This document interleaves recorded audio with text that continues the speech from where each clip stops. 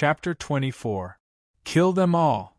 Perhaps, at this moment, my orders are unnecessary.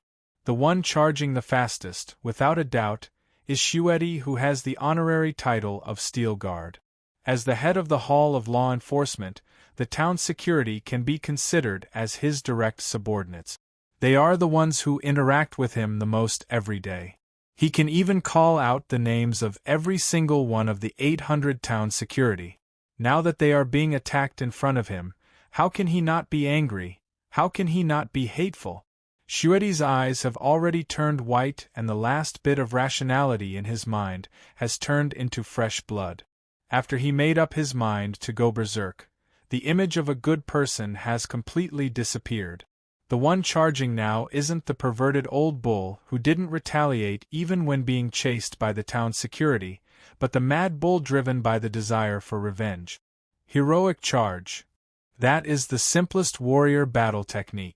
It merely catapults the user forward like cannon fodder. However, in the hands of the Steel Guard, it is a death charge that rips through everything. Block it head on? Then he will just crush it without reason. Stab with his spear? Even the sharp enchanted spear is unable to pierce through his steel body. The powerful Blackwater Army warriors are as weak as chickens in front of the legendary rank Old Bull. It seems that using weapons isn't enough to vent his anger. He grabs a pig-tried beastman with each hand, and with a slam of his arms, he turns them into meat paste. Then, he looks for his next target, demonic art. Transform into a frog. An old shaman with a head full of chicken feathers casts his most vicious demonic art on the body of the old bull. However, the Steel Guard just glares at him, and the demonic art bounces back to the shaman. Gua gua, a frog that was running around randomly appears on the ground. Then, it is trampled to death by the bull. Iron bloodline, bronze body, silver prestige, gold will, legendary rank. Upon reaching the legendary rank, a strong warrior can form his own soul imprint. With the soul imprint as the core and source of power, it can greatly enhance a certain aspect of his abilities. Heart of Steel is the name of Shueti's soul imprint. He deeply believes that his body is as hard as steel and his heart is as hard as steel. Alright, the side effect is that he is overconfident in his perfect body. He feels that it would be a pity if he doesn't strip naked for the world to see. Thus, he developed the bad habit of stripping naked. We're on the battlefield now, so it's better to be more serious. Let's cut to the chase and get back to business. A gold-tier warrior could use their will to affect the physical body and the world. With this pure buff from the soul imprint, as long as Shueti gathered his own will, coupled with the basic abilities of a legendary tier Justice Knight, he would be an indestructible fortress. Then, breaking a few low-quality weapons and reflecting a few low-level Yao arts was nothing. Facing the formation of the Blackwater Corps, he was like an irresistible meat grinder, slowly but firmly charging forward, assaulting and crushing, leaving behind a ground of minced meat and broken weapons. Accept the trial of the law. Sinner. Incantation of law, judgment. Compared to the madly sprinting Shueti, Kevin at least remembered to use the necessary Circle 1 incantation of a Justice Knight. This incantation of law is derived from the Holy Knight's divine art. Detect evil, but the effect is very different. The divine art, detect evil, sounds like it is used to distinguish between good and bad, but if good and bad can be so easily distinguished, then what's the use of police and security officers? Just let the Holy Knight investigate everyone and throw the bad guys into jail, then the world would be at peace. What the divine art, detect evil, really investigates is the energy within the body and the bloodline of the race. If it is inclined towards chaos, then it would naturally be a red light that represents evil. If it is inclined towards order, then it would be a white light that represents justice, although it isn't reliable, but in a certain sense it is indeed quite effective. At least the Liches who are filled with death magic and the dark elves with the bloodline of chaos would definitely be glowing red. Normally, they wouldn't do anything good. As for my incantation of law, judgment, according to the law, it checks the source and the memories of the target, judging the actions of the target within an hour. If they are guilty, then it would be a red light. If they are innocent, then it would be a white light. Of course, I also really want to extend the detection time of this incantation of law. That way, our judicial system can save a lot of trouble. But unfortunately, this is the power of the rules of order, an individual can't change it. In front of me, the divine light of judgment falls. Very naturally, all the beastmen are glowing red. This way, the power of the subsequent incantation of law can naturally be multiplied by several times. Incantation of law, silence.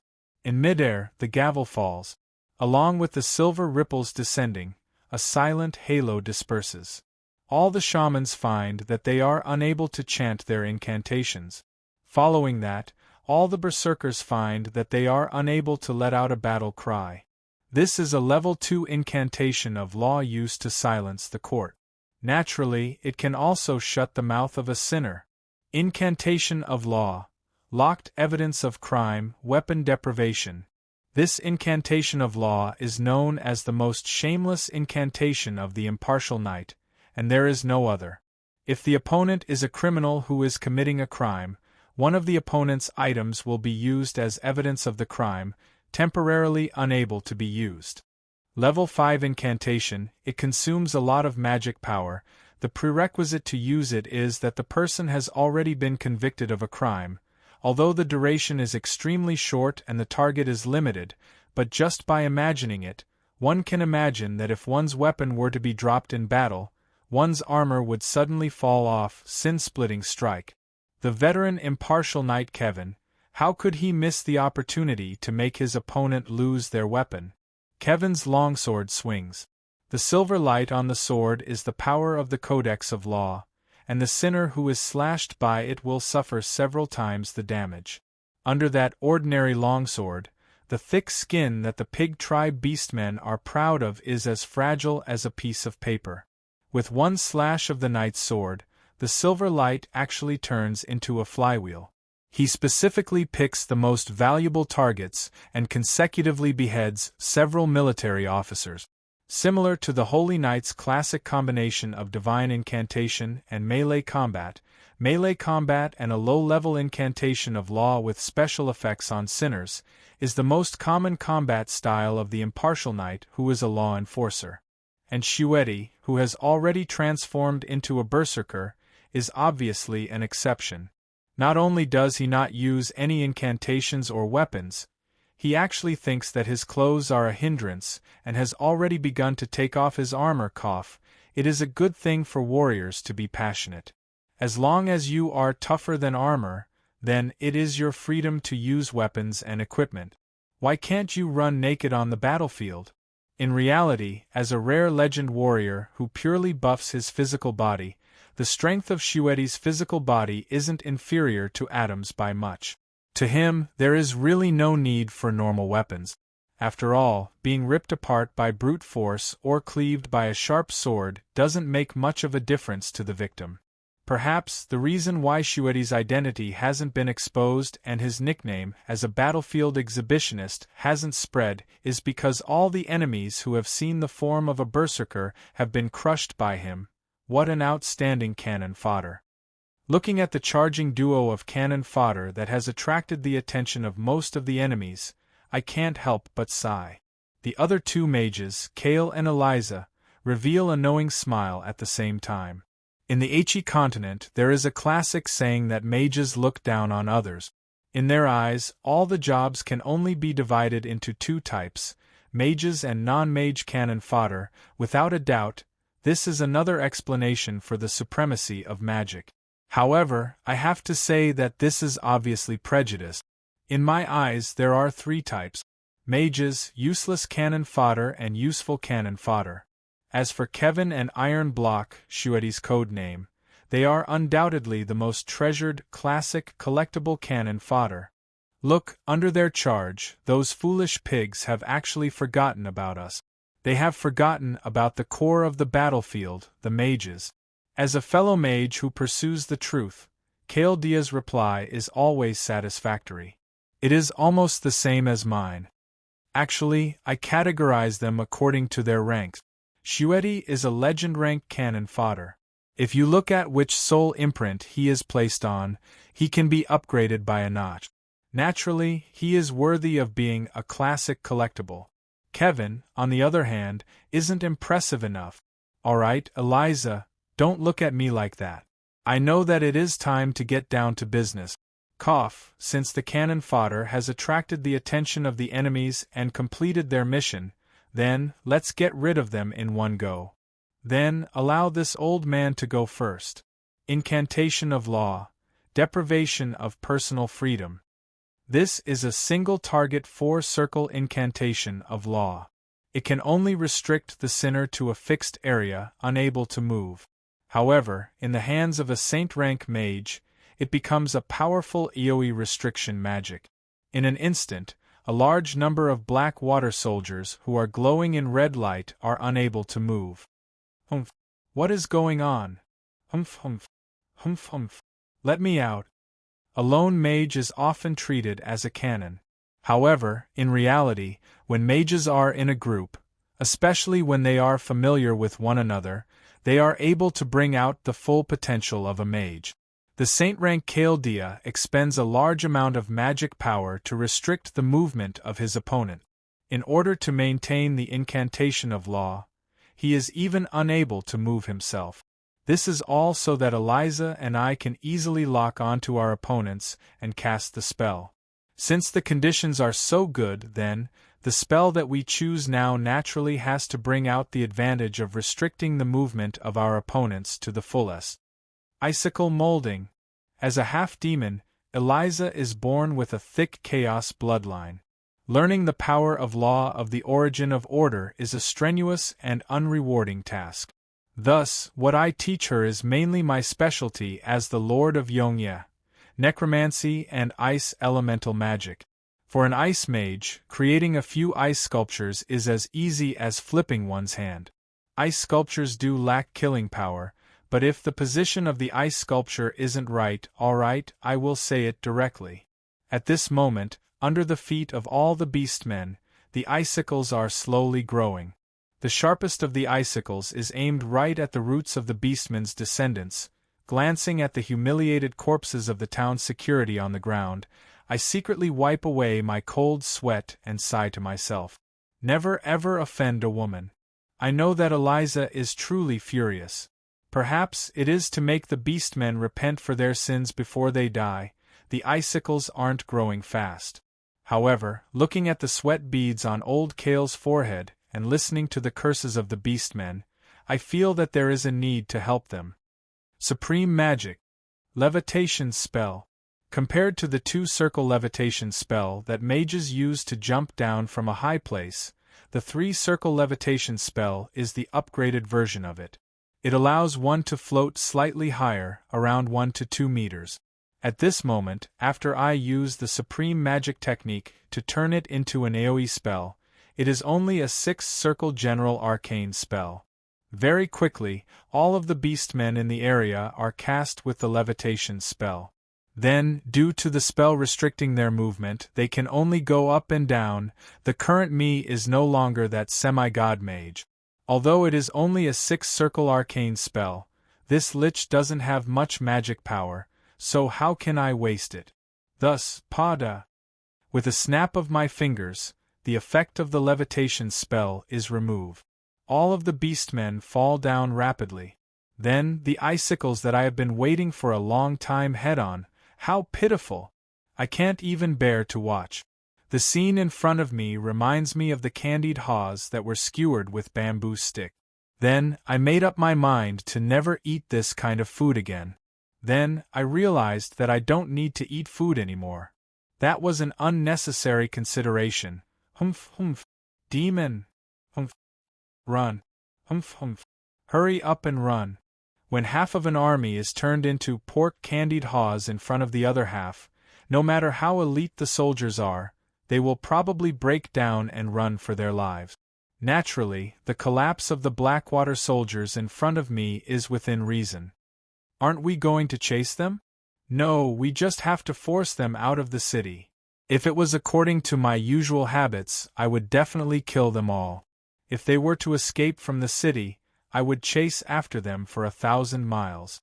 But now, the reason why I am not chasing them is because I feel uneasy. I feel that something is amiss. To be honest, when I saw the terrible state of the outer city gates and the Blackwater army, my first reaction, other than anger, was shock. Why did they send out the Blackwater army as the guards?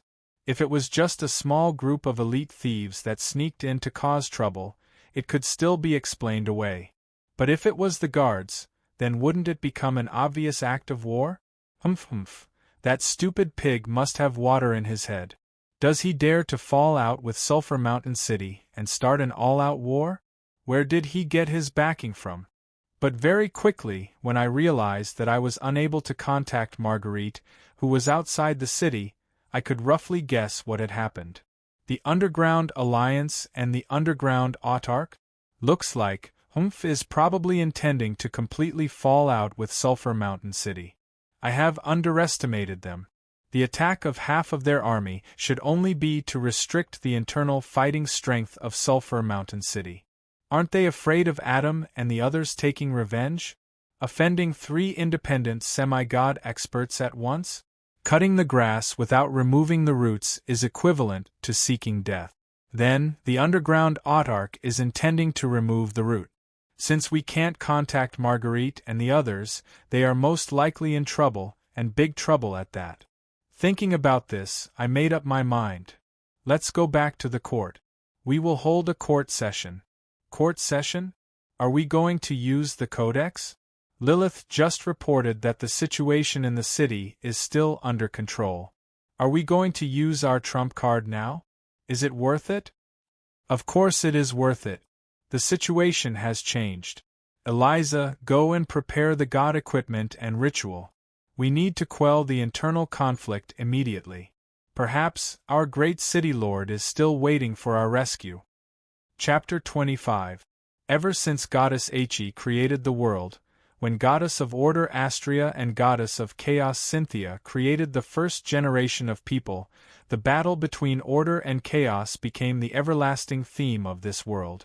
The 2 goddesses who were of similar strength fought until they fell into eternal slumber at the same time. Their remaining creations continued their endless war. The Gold Tribe and Sulphur Tribe died in battle. Then, the Silver Tribe represented by the Moon Elves and the Mercury Tribe represented by the Fallen Giants continued their war of souls. This war started from the creation of the world and was endless. When order overpowered the Chaos Realm, it would be a relatively stable era of order. On the other hand, if chaos prevailed, it would be a chaotic era of chaos. Every change represented the rise and fall of countless races. The future 7 purgatories were more or less related to this eternal war. In fact, it was a direct continuation of the eternal war. The second generation of goddesses fell into a deep slumber after the war. Some even said that they had died. Astria's follower god, the god of light, who was also the true god who created holy light, became the core of the 3rd generation of order gods.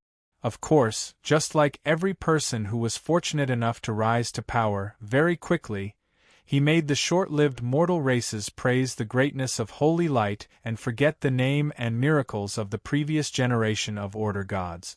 On the side of the Chaos faction, due to their abnormally violent and free nature, they still haven't decided who would be the boss. However, their absolute strength was still slightly higher than the Order faction. After all, in the Chaos faction where the weak are prey to the strong, the weak can't survive. Furthermore, when the first generation of Order citizens, the Angel civilization, had already become a term of history and the remaining angels had become the servants of the new gods, the first generation of Chaos citizens, the devils, were still reveling in the bottomless abyss. Occasionally, they would even make a living on the surface. Furthermore, in contrast to the 7 main gods of the Order faction, the Chaos faction has 13 main god-level existences. If they were to unite, perhaps only the goddess of Chaos Cynthia would reappear. Alright, this was the most basic setting of H's Purgatory. In that game, there were two main factions, Order and Chaos. Before every player was born, they had to choose one of them. This choice, unless they deleted their account and restarted, they would never be able to change it. The confrontation and war between the two continued until now. There were wins and losses on both sides. However, most of the time, the Order faction had the upper hand. Well, everyone knows the reason. Since it's the primitive and barbaric law of the jungle, it's impossible for you to always be stronger than me, so why should you be the one to take the top and not me? Alright, the end result was that they were experts in internal strife, and hindered each other in external strife. In the end, they seemed to be incomparably strong, but when they got serious, they were all finished. The Sulfur race and Gold race are abnormally strong. Even the weakest adult individual is at least Gold rank. Their respective kings are definitely not inferior to a true god. Due to their unique characteristics and rich battle experience, Chaos creatures of the same rank are always slightly stronger than Order creatures. But even so, the wars were still at the same level. More than 90% of the Sulfur and Gold species died in countless battles. After that, the Color Dragons and Metal Dragons saw the danger of extinction and were no longer willing to continue being cannon fodder. They secretly joined together and formed the current dragon species. They left this eternal, holy war by themselves, under the insistence of the gods of both sides, in order to continue the war. The High Elves imitated their own structure and created the Wood Elves, Moon Elves, Night Elves, Silver Elves, and other elf races.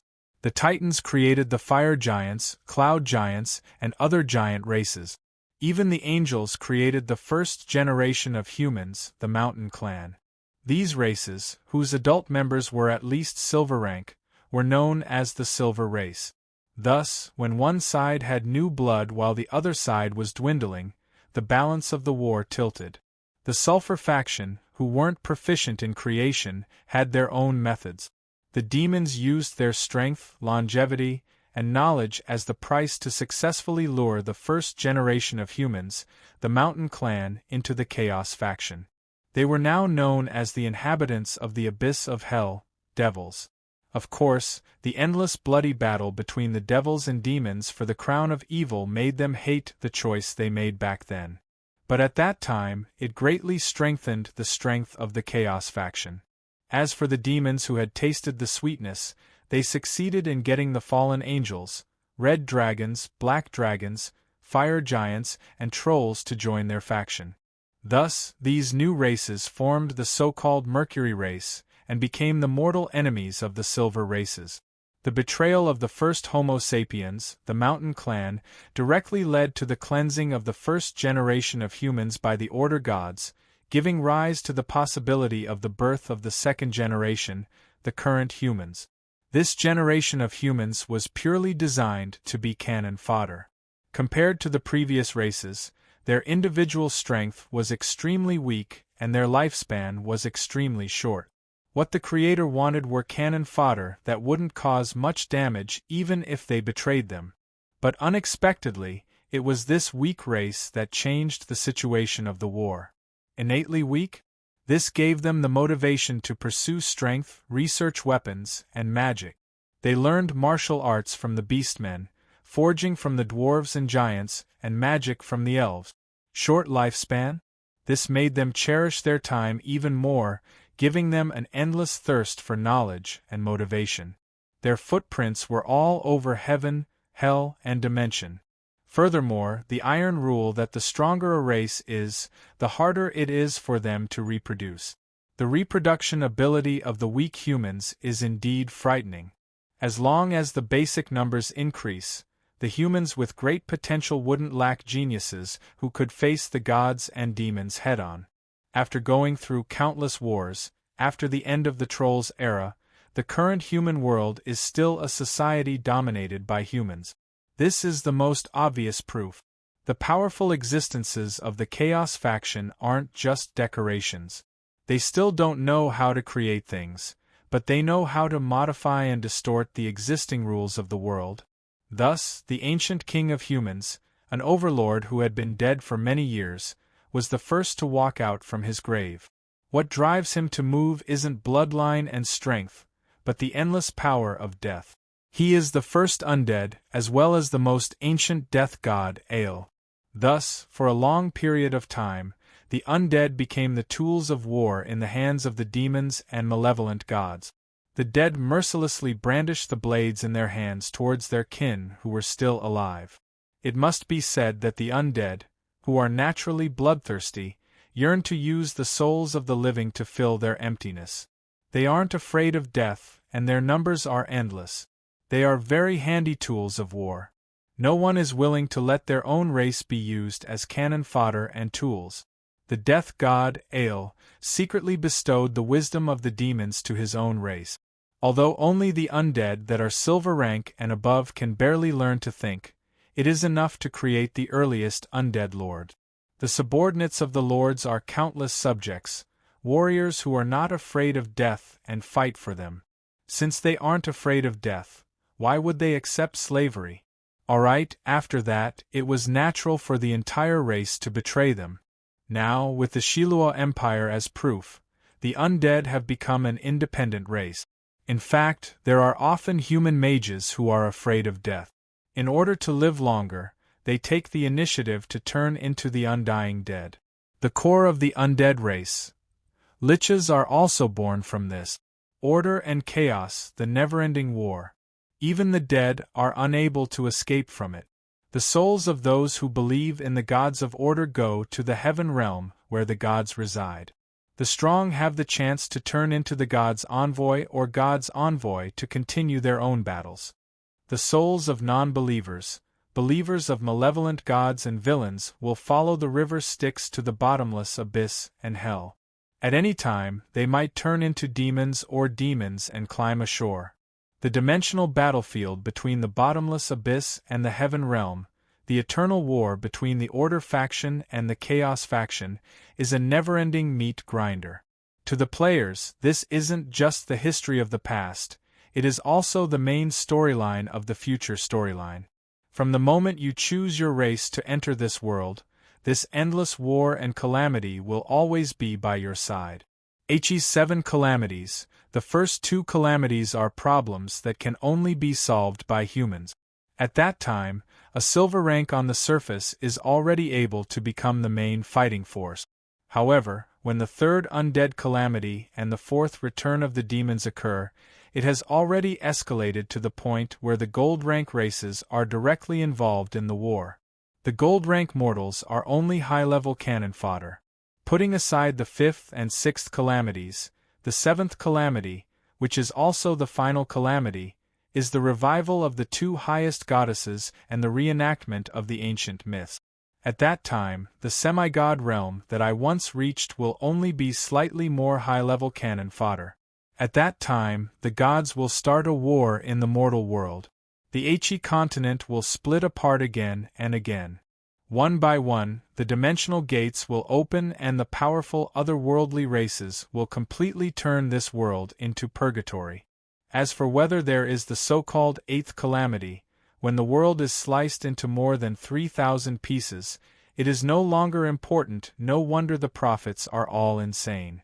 After knowing about the apocalyptic future, how could I be willing to accept it? Perhaps, from the moment that I learned about the future calamity, I had already gone mad. I crazily pursued power, crazily massacred, using my cheat system to madly improve myself. Of course, I have also committed countless crimes. Based on my principle that sinners must be judged, I am afraid that the first person to be burned at the stake would be me. But even so, I have no intention of quibbling. I also admit my crimes, but I still have no regret. Furthermore, I seem to have found a direction to stop all of this and have made many preparations. At this moment, the time that I have been patiently waiting for has probably arrived. The game's main storyline, that the first calamity, Whispers of the Demons, has already arrived not long ago.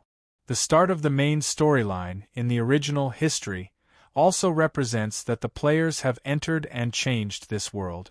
Just like that abnormally realistic advertisement, a real world is waiting for you, the future is yours to control. The 7 calamities are most likely related to those short-sighted and foolish players. The one who opened the seal of the bottomless abyss and allowed the demons to return to the human world was a group of player mercenaries who were blinded by mercenary money.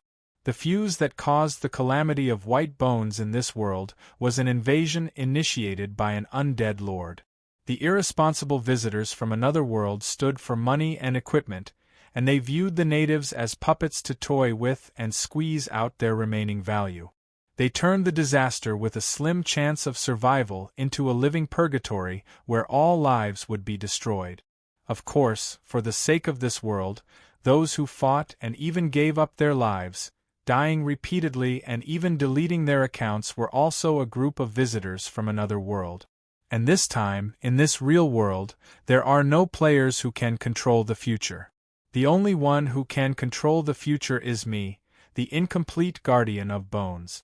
I swear to reverse cause and effect, to change fate, to allow all living beings to survive the calamity.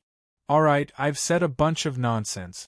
Everyone is probably tired of looking at the setting and background, so let's talk about something more practical. I've been thinking about how to survive this calamity, to end, at the very least, to stop this endless cycle of the eternal war. Holy light. The holy light that occupied more than 30% of the world's faith became my experimental target. The foolish god of light had indeed achieved his goal and became the most powerful god. But now, due to the influx of too much faith, he had been assimilated by the faith and had lost his personality. He had become a conceptual existence. Difficult to understand? This is the equivalent of an old PC that downloaded all the data on the internet in one go. Then, its CPU exploded, the motherboard burned, the input and output systems were all paralyzed, leaving only the hard disk running. Yep, the god of holy light was the computer that had been destroyed. Right now, the god of holy light was only capable of instinctively maintaining the most basic of cycles. His master had already gone offline. On the other hand, the concept that he represented had become even more powerful now that it had lost its master. The same concept God, there is also the great Mother Earth and the wise goddess of magic. They are unimaginably strong, but other than providing the power of their believers, they don't even have a concept of themselves, so naturally, they have no possibility of interfering with the world. As long as the people of order believe in the light, they have the right to use the holy light. The teachings of the holy light sounds really high and mighty, but in reality, it is just a proof of mechanically dealing with the requirement. It states that there are 2 prerequisites to using the power of the holy light. As long as anyone meets the requirements, they can use it. One is the people of order, the other is the people of light. Alright, I have already used my experiments to prove that this is all nonsense. A demon with a human body can also use the holy light. As long as I brainwash him and make him believe that he really believes in the holy light, it is enough to fool this stupid light brand transponder. However, just the holy light is definitely not enough. The holy light is a lower-level concept of order. Its core concept is purification. That is to say, it allows things to proceed normally according to the rules.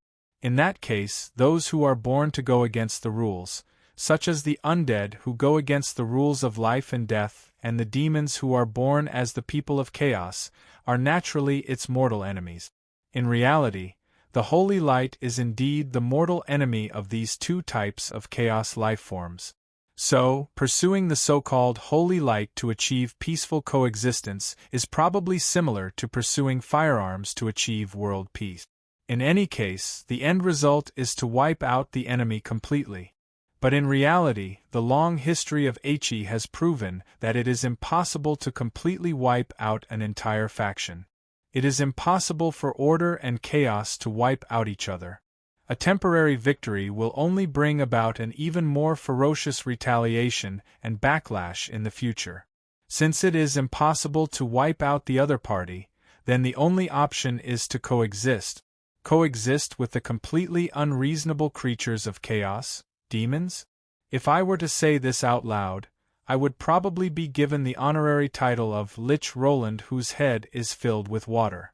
If there is a line that everyone can agree to and follow, that would be great. This was my initial thought. Then, I immediately thought of the international conventions in my previous life. Then, I thought of the legal career that I worked so hard for my entire life in my previous life. Alright, since I am trapped in Sulphur Mountain City and have nothing to do anyway, I might as well give it a try. Thus, dang, the Supreme Court was established, dang, the 4 halls of justice were established, dang, the judicial system was established. So, when my thick notebook filled with laws somehow gained the recognition of the origin of order and became the first god equipment, the power of law was raised to the same level as the concept of holy light. The one who was the most in disbelief was me. After the shock and disbelief, I couldn't help but laugh wildly and feel ecstatic. Then I laughed and cried. When I was tired, I laughed again. When I was tired, I cried again. When I was tired, I laughed again. When I was tired, I cried again. Even I couldn't remember how long I went crazy and how long I struggled. So it was so simple. It has been 300 years and I have been going around in circles. So, from the very start, the key was on me. That was the first time I saw the possibility of dawn after countless failures. The core of holy light was purification. It was to return all things to their proper order. The core of my power of law was equality. Every life and existence had its own meaning and order. Chaos itself was a type of twisted order. As long as both sides agreed on a boundary and didn't interfere with each other, they would be able to coexist. This line is the foundation of the power of law. Those who cross the line will be punished or even killed. No matter what their identity is, how strong they are, or what race they are from. Under the scales of law, all beings are equal. At the very beginning, the power of law is like the prototype of the modern law, blood vengeance. It is crude, vicious, and hard to tame. It harms others but harms oneself. As an undead, as long as I use it, I will harm myself. Fortunately, as long as my phylactery isn't damaged, it is just a matter of reviving. Anyway, I am already used to dying. After adding more laws and revising the principles, the current power of law is evolving more and more towards the equality codex that I hope for. As long as the enforcer gives up his personal identity and decides to fight for justice and fairness, he will be able to use the power of law. This is a simple principle that I wrote based on the teachings of the Holy Light. However, it is still far from the day when it can be realized. As a newly born concept, the power of law is still very weak. It still needs the nourishment of faith to grow. Right now, only in Sulphur Mountain City, where the power of law is the densest, within the range of the God equipment origin of Codex, can my power of law be equivalent to the concept of holy light. After all, there is no God of law. But there will be, just like what I said when I teased the perverted town security, undead amusement park, there will be a God of law and the power of law that is recognized by the entire world. As long as my scheme, it is better to use the term plan. If it can be realized on time, everything that should be there will be there. There will be a God of law. Enforcers who wield the power of law will spread across the entire world. Every city will establish a fair legal system. There will be, I swear on my phylactery. This time, I am not the only one foolishly trying to change the history. This time, we, all of us who believe in the law, will become the writers of the new history. When that fool Adam asked me if it is worth it to sacrifice so much for a vague goal, my answer was the same from start to finish. Of course it is worth it. My ambition is the sea of stars. One day, my power of law will surpass the boring power of holy light. Yes, without a doubt, I am trying to steal from the holy light. Perhaps I should be glad that the God of holy light has already become a God without any concept of self. Otherwise, if I were to suddenly be destroyed by a ray of light of heaven's wrath, that would be my inevitable ending. But now, those foolish holy knight are overjoyed that the source of order has gained a new subordinate power and that the order faction is getting stronger. They even sent their own specialists here to learn from me. Let me go to a corner and laugh. When the power of law becomes the mainstream and the legal system is established in the entire continent, is there still a need for the Holy Church, who keeps repeating the old creed, to exist? Is this the legendary seeking one's own death? This reminded me of the other world, the priests of the theological seminary, who eventually became the founders of modern science, laying the final path for theism. Sure enough, history is similar. The first gravediggers were all on the same side. When they lose their jobs, in return, I will open up the legal system and provide holy knight to become a justice knight, priest to become a judge, and holy mage to become a law incantationer. I should be able to earn a lot of money. Lord, the preparations are ready. Eliza's voice interrupts my thoughts. That is the first hall of the Supreme Court, as well as the largest courtroom. It can accommodate 1,000 people, but due to it being too big, the maintenance fees are too high, so I have only used it a few times.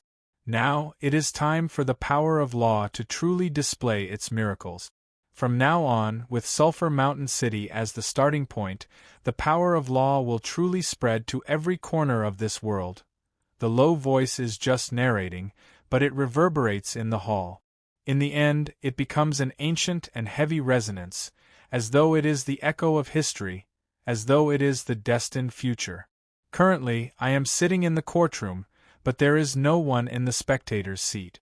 To my left is the strongest person in the judicial system, Judge Kale. Dia. To my right is the stern-faced Shueti, who is also a legend. Eliza carefully passes an old yellowish thick book over. That old book, which looks as though it would fall apart with a breeze, is the highest god equipment of the power of law, the origin of Codex. Old companion, ever since you leveled up to a god equipment, I have never used you again. Caressing that familiar cover, I can't help but sigh. Looking around, Kaler and Shueti nod their heads, indicating that they are prepared. Thus I speak. I, Supreme Judge Womians. I, First Judge Kale. Dia. I, Second Judge Shueti. Form the collegiate court. Following our proclamation, the silver light of law descended like starlight, covering the entire world in a dazzling silver light. In the next second, we were no longer in that dilapidated courtroom, but in an empty void. Kaler. After receiving the god equipment, the origin of Codex, the saint-rank great law incantator Kale. Dia strokes the long beard that he is proud of and says solemnly, Star Court? The sole imprint of a legend-rank expert allows them to display the brilliance of their soul to the world, widening the gap between them and a gold-rank expert. Then, what does a saint-rank expert have to widen the gap between them and a normal legend-rank expert? It's a world. A saint-rank expert has their own soul world, turning the ideal world in their heart into reality. In the world that they created, they are able to exert 300% of their strength. Very quickly, with the help of the origin of Codex, Kaler completes his own soul world. It is a courtroom made of starlight. There is a seat for the judge, the defendant's seat, the plaintiff's seat, everything that a courtroom should have is there. In this courtroom, after all violence is rendered useless, no lies can be spouted. The only thing that can be relied on is the truth and the explanation of the law. At this moment, the empty spectator stand is filled with human figures formed from starlight. Ancient heroes who have turned into star spirits are invited to witness the trial of the miracle. But, different from the ordinary spectators, they will judge based on the justice that they are praised by the world. If the verdict is unfair, they will step in to end the trial. If it is a fair trial, they won't cherish their applause. First, the first crime, the crime of escaping from prison, Pa! The gavel falls and countless stars are born. The defendant's seat is filled with phantoms and the fugitives in Sulphur Mountain City are in a daze. Their eyes are blank and their limbs are powerless. They can only stand there blankly, as though their souls have left them. But in reality, their souls are indeed brought to this courtroom filled with starlight. Why am I here? Where is this place?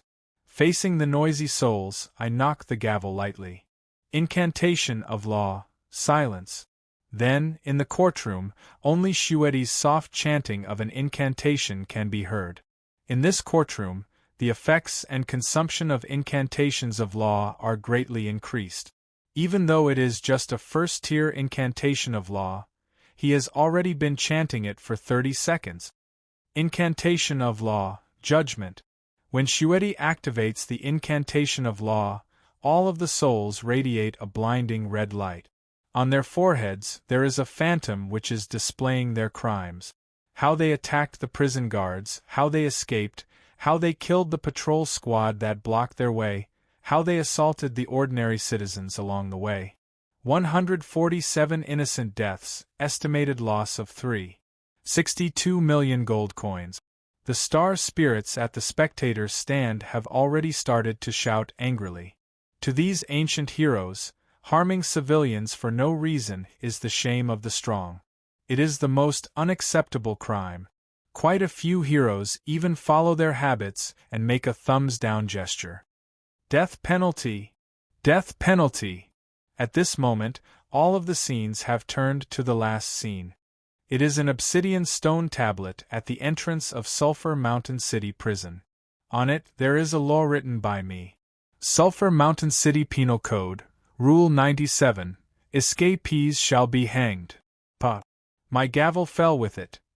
1461 defendants are found guilty of escaping from prison. The court pronounces the verdict. Death penalty. Hanged. Executed immediately. In the next second, all of the souls return to their bodies. When they are sweating profusely that it was just a nightmare, they didn't realize that their necks are getting harder and harder to breathe then, with a crisp sound, their heads are pulled up by an invisible rope. Only their legs are able to kick wildly. Even though they crazily scratch their necks to the point that their necks are full of wounds, they are still unable to touch the invisible rope. After a few seconds of powerless struggle, their legs droops down weakly. After ending the first sentence, I take in a deep breath. The execution of the death penalty is complete. The second crime, the crime of betraying the city. The process is the same as before, just that this time, the ones who come are the remaining counselors who colluded with other underground cities, the ruffians who took advantage of the chaos and were stained with blood, etc. Death penalty. Beheading. As the gavel falls, thousands of heads fall to the ground. Seeing the sinners who are committing crimes suddenly die, some of the citizens have already started to kneel down to thank the gods. The third crime, the crime of war, the crime of invading. This time, as my gavel falls, my vision keeps shifting. Finally, I arrive at the faraway battlefield, the depths of the Sulphur Mountain Range, which has already turned into a world of ice. Both sides on the battlefield don't seem to notice the arrival of the Court of Stars. Only Marguerite and the Beastman chief vaguely raise their heads to look in my direction. It is normal for Marguerite, who has stepped into the realm of semi-god, to feel something. That Beastman looks like he isn't a normal saint rank. But at this moment, the arrow is already knocked on the bowstring, and it has no choice but to be released. I remind the court that since this crime is happening now and the invasion is ongoing, we should immediately carry out the sentence, to reduce the losses of the victims. Color suggestion is reasonable and legal. Furthermore, it can save up on the almost depleted power of the Codex, so why would I reject it? Agreed, simplified procedure, immediately carry out. This area is under the jurisdiction of Sulphur Mountain City. The invaders are the Underground Alliance Army, while the victims are Sulphur Mountain City. The invaders are the Underground Alliance Army and the victims are Sulphur Mountain City. The crime of invading is confirmed. According to the law, death penalty. Death penalty. Death penalty. The three judges come to the same conclusion, and the spectators are clamoring for death penalty. Thus, the verdict of the court takes effect immediately. Thus, the next moment, on the ground, no matter if it is the powerful Beastman officers or the battle-hardened Beastman veterans, they are labeled as sinners. Then, they silently bleed from their 7 orifices and silently fall to the ground dead. The eyes of the black dragon and red dragon in midair roll back, and they fall to the ground dead. The powerful warriors mysteriously die one after another, and the battlefield falls into a strange silence. Even the wise Marguerite is stunned upon seeing this situation. The previously bustling battlefield quiets down in the blink of an eye after the verdict is issued. The ground is filled with the corpses of the invaders. At this moment, the Underground Alliance army is almost completely wiped out. The only exception might be the Dragon Empress, who is hovering in the sky. When she noticed that the situation isn't right, the strongest dragon in the underground world abandons her comrades and the battlefield without hesitation, turning around to escape. From the start, I didn't include the semi-god Dragon Empress in the scope of the trial. The semi-god is too strong. With Kale's ability, even with the support of the god equipment, it is impossible for him to judge her. If I were to forcefully judge her, this soul world would disintegrate immediately. If only I was at my peak condition. I shake my head. Just like Marguerite's mantra, hypotheticals are meaningless. If only is the excuse of the weak to comfort themselves. It is better for me to focus my attention on the present. At this moment, the trial has already ended and the star spirits have already dispersed. With a final glance, I actually see the Beastman sovereign who should have died standing up once again, glaring at me fiercely. His beastly eyes are filled with bone-piercing hatred. Dark green flames are burning furiously. As expected of a demon? And a noble at that. Looks like I can't catch him. I am familiar with those flames. Those are the chaos flames that originate from hell. Only a great demon with a noble bloodline can wield them. As expected, in the next second show, Nuya's figure disappears in a cloud of black smoke. On our side, the disintegration of the soul world has already reached its final stage. Lord, looks like I have to apply for a 2-month-long leave from you. After saying those words, the exhausted old Kale falls to the ground and faints. You've worked hard. After getting Shueti to settle Kale down, I glance helplessly at the origin of Codex, which has already turned dull and yellow. Looks like after exhausting myself to such an extent, the god equipment's leave will be even longer. However, looking at the city area which is starting to regain its peace, the survivors who are thankful for the miracle and the citizens who are rushing back and forth to inform one another of their safety, I feel that everything is worth it. Finally, I drop the gavel lightly. The trial is over. The court is now closed. Chapter 26. 15 years ago, I was still studying hard in the low-level warrior academy. I was the pride of my parents and teachers. I was the "how can someone else's child be so outstanding" model in front of the villagers. I've mastered more than 10 basic combat skills at the tender age of 10. I've even successfully entered Iron level. I'm known as the pride of the academy, the future hero. I've always been surrounded by my adorable juniors who admire me. I'd walk around the academy and accidentally reveal my genius, the genius from Class B. He just mastered continuous counterattack, right? If he worked hard for another 10 years, he might reach half of my standard. I would casually comment on those idiots with no talent, and then enjoy the looks and praises of those cute junior sisters. I thought that those days would last forever. When I grew up, I would become a hero and marry a fair, rich, and beautiful woman. Until that day. Talent in divine arts? Acceptance letter from Holy Light Academy? To become a glorious holy knight? I'll go. At that time, I had been longing to become a shining holy knight for a long time. When I received the acceptance letter, I was overjoyed and ignored the worry of my parents. A glorious holy night? It seems glorious, but in reality, it's just the beginning of a nightmare. Graduation is equivalent to unemployment? How is that possible? I'm the genius knight of the Holy Knight Academy.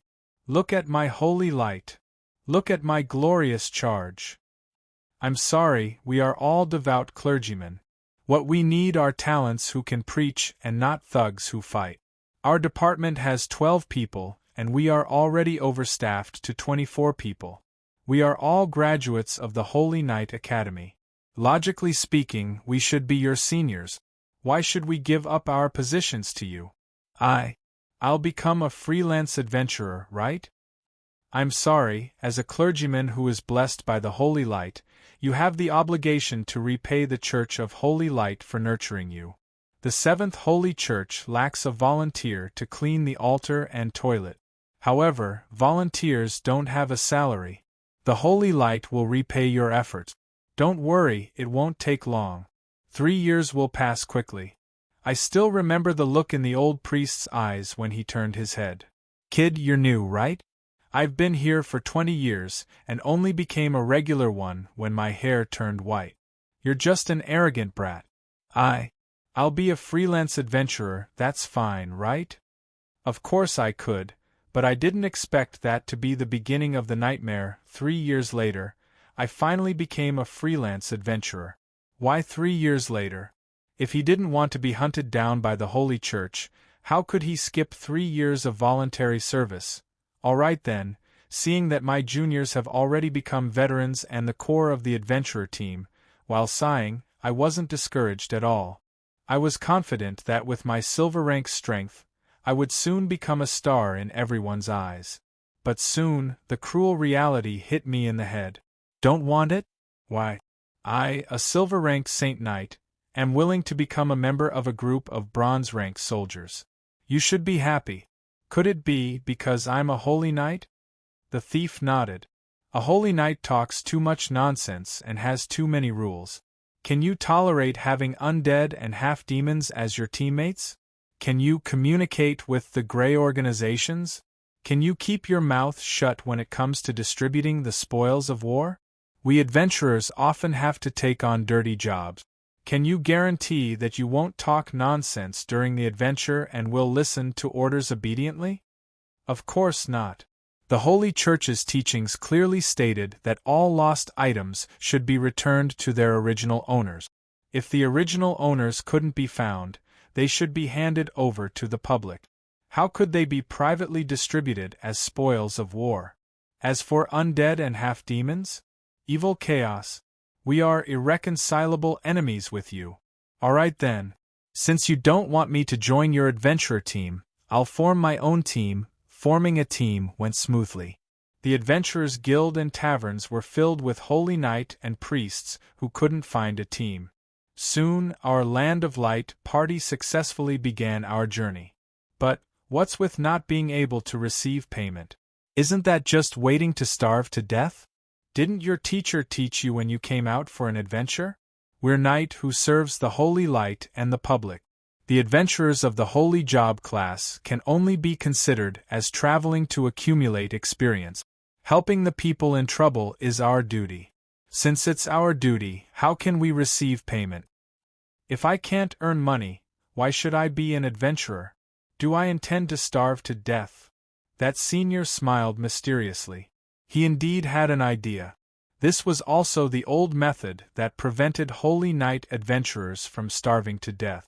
Originally, we indeed couldn't receive payment.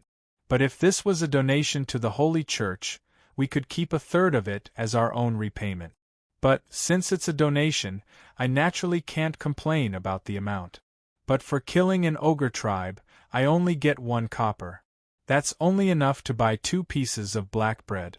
It's not even enough for me to buy medicine. Right, I still have to pay 2/3 of the copper to the church. That's already considered good.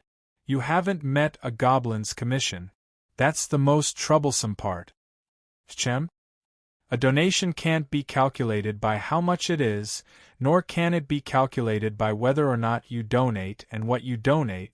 If you meet a stingy goblin, it's still a good thing that you don't donate.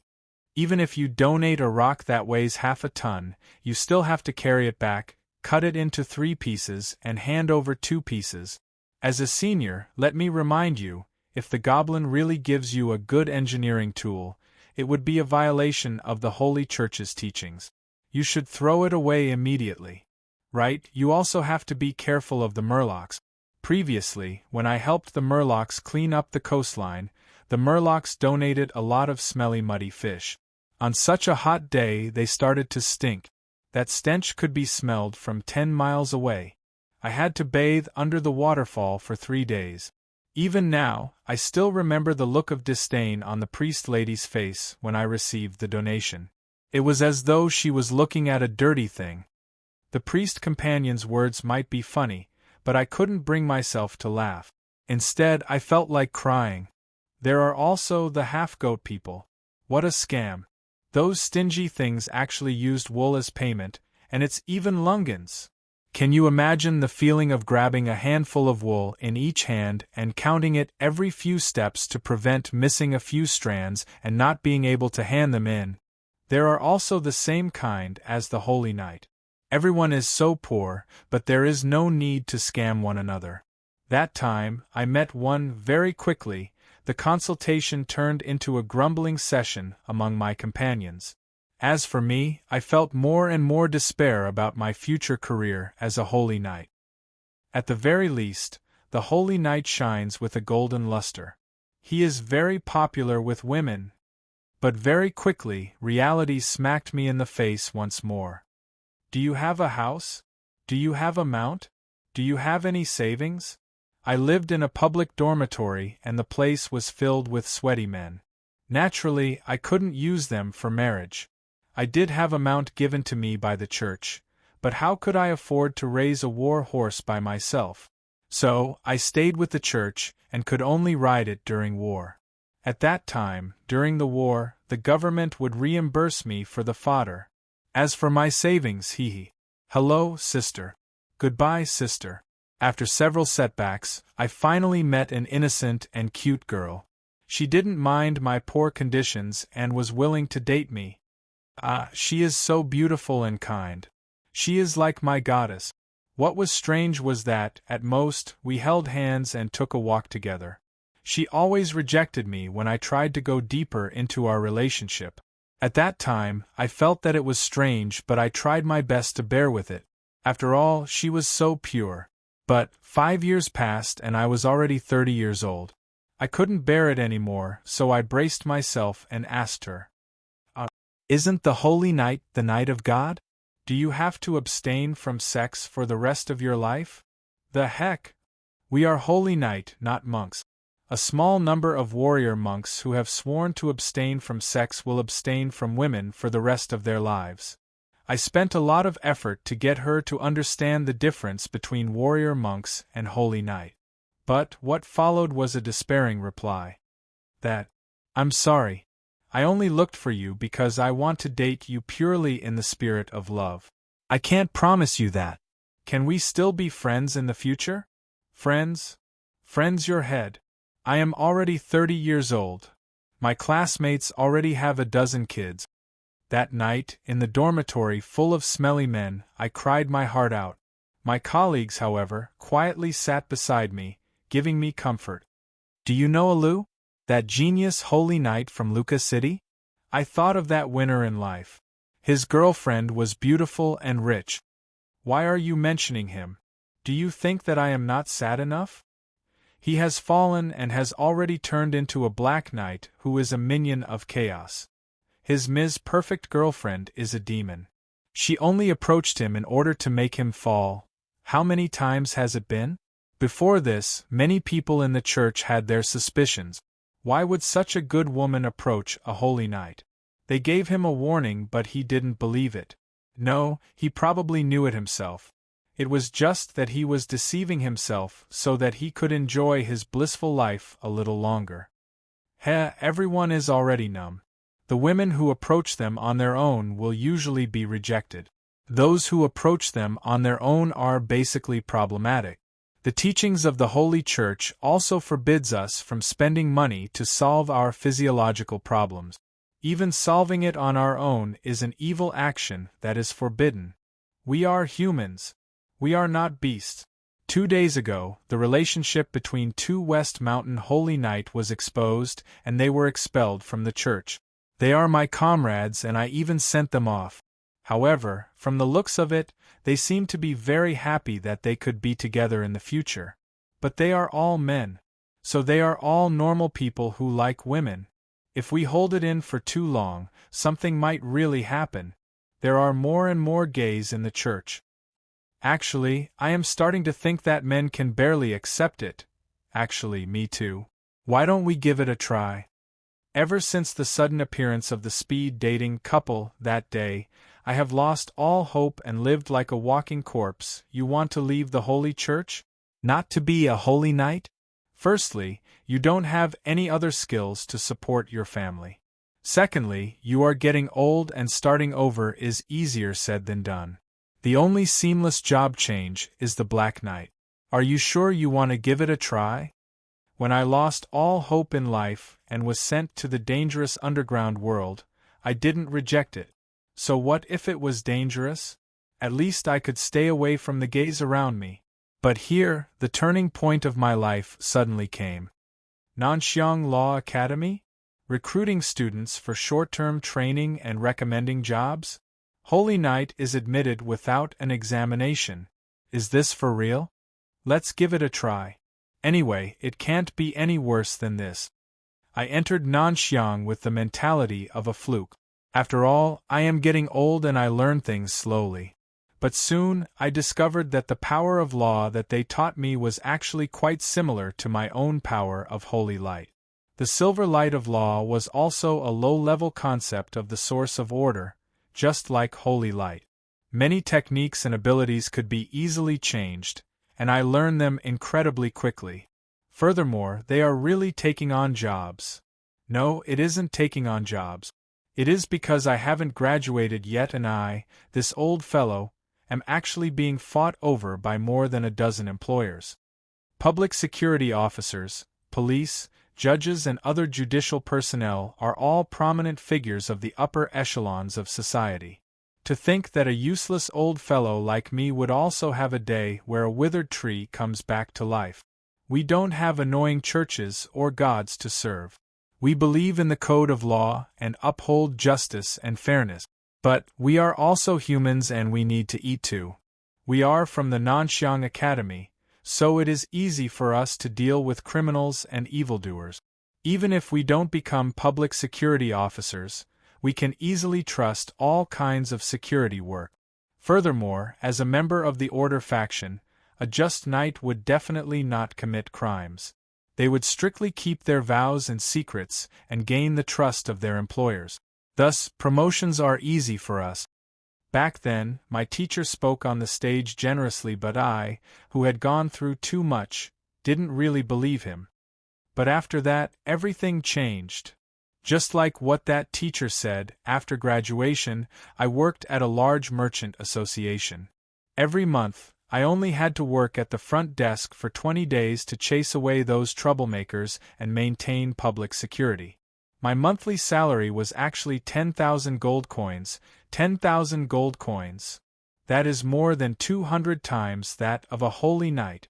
Furthermore, I don't have to be exposed to the wind and rain and I don't have to risk my life. What, you are saying that a holy knight can do that? Fool, a holy knight is a knight who serves the gods and the holy light. How can he be hired?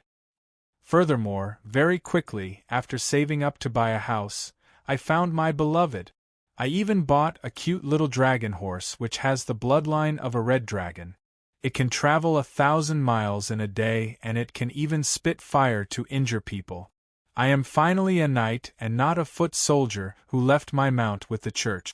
A while ago, I told the latest news to my comrades from the past and they actually came over. Now, everyone has graduated from Nanxiang. Some of them became a city guard officer, Some became a town security officer, some became a judge. Those two gay holy knight, after earning money, actually became their own boss, married a wife and had a son. Brother Holy Knight, come and become a just knight. Not only will you be able to retain all of your strength, everyone will still be fighting for order. The Holy Church will also be happy to see everyone changing jobs. After all, they don't have much funds to support you anymore. Which school is the best in learning the power of order? Look for Nanxiang in the underground Sulphur Mountain. First, learn the skills and pay the fees. Those who know how to use holy light are exempted from the test, and the first month's salary will be the tuition fee. There is no fee for the month of trial. The slogan of our Nanxiang is to study hard, work hard, get promoted and get a raise, marry a Ms. Perfect. Mom won't have to worry about me not finding a job anymore. I can also become a big boss. This is just a slogan? You are still worried about not being able to find a job? Let me do the math for you. Every city needs police and security officers. Every company needs security personnel. Every government needs a judicial system. This is a huge job opportunity. You, the pioneer of the law, the prince of the times, are still worried about not being able to find a job? Come to Nanxiang, I guarantee that you will be able to learn. Graduating from the Holy Church is equivalent to losing your job. In our Nanxiang, even before graduating, you can already find a job.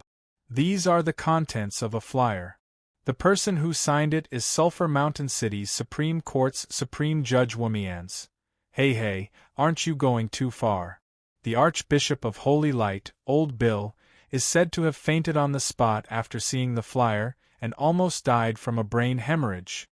Yes, I am trying to poach the Holy Church's people, and I am trying to do it openly.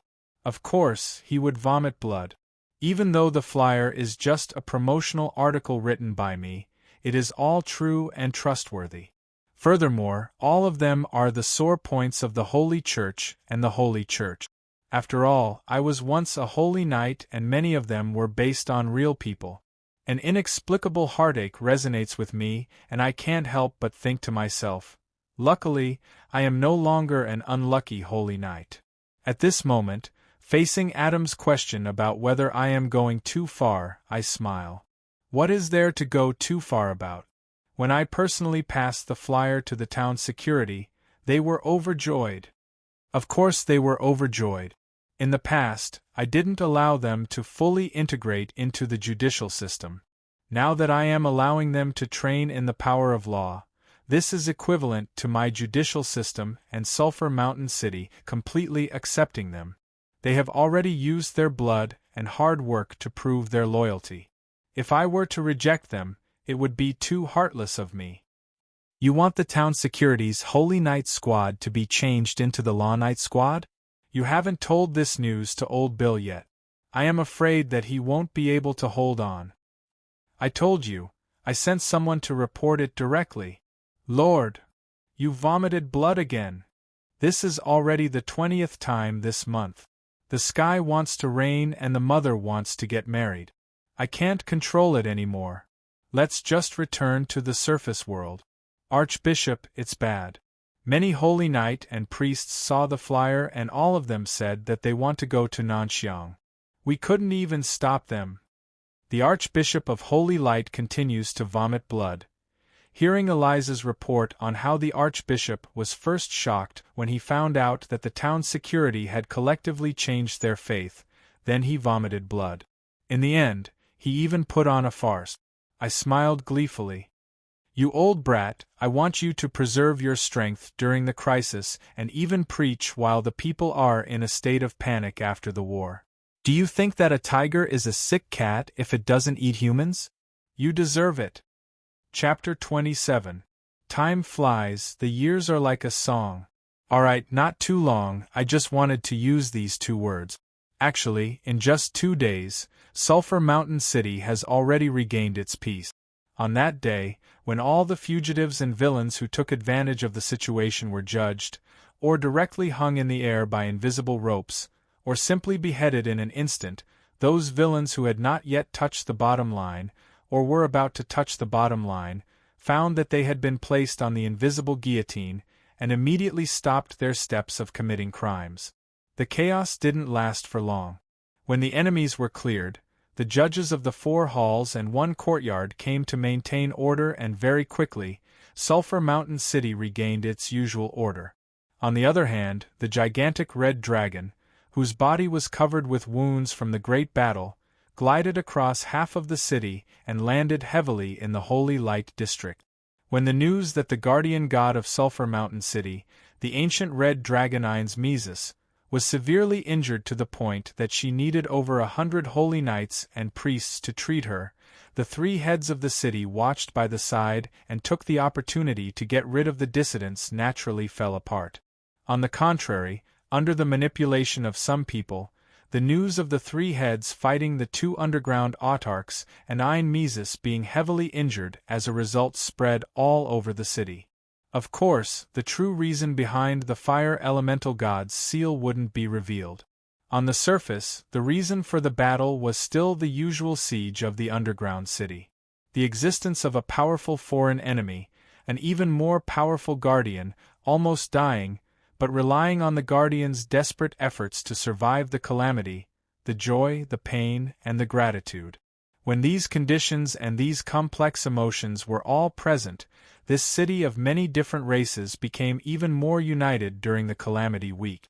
If one really wanted to find something different, it would be that tomatoes and rotten eggs were all sold out. The reason? The betrayal of the Parliament was exposed, and those Parliament members who were sentenced to death by the miracle of judgment was the best proof. Now, the main door of the Parliament was covered in tomatoes and rotten eggs, and all the windows were broken. If a few slightly famous Parliament members went out, if they didn't want to leave cleanly and come back with a colorful face, then it would be best to bring a bodyguard and a door to attract the firepower. There were more than 300 casualties in this catastrophe, but the dead had passed away and the murderers had been executed. The victims and their families now had a target to vent their resentment. The fruit stalls in front of the Parliament had been sold out, and the society was harmonious. It was a cause for celebration, in fact. At the entrance of the Parliament, there were already businessmen who smelled a business opportunity. Are you still using the original tomatoes and rotten eggs? Out of date. Gnome Alchemy's special stink bomb, 3 gold coins for 1. The stench is strong and will last for a long time. Gnome Color Bomb, 2 gold coins for 1. 13 colors can be chosen randomly, and each one comes with a color card. Collecting a set will result in a gnome engineering chick. Unlike the gnomes, our gnomish engineering is of high quality and reliable. It will never explode, never explode.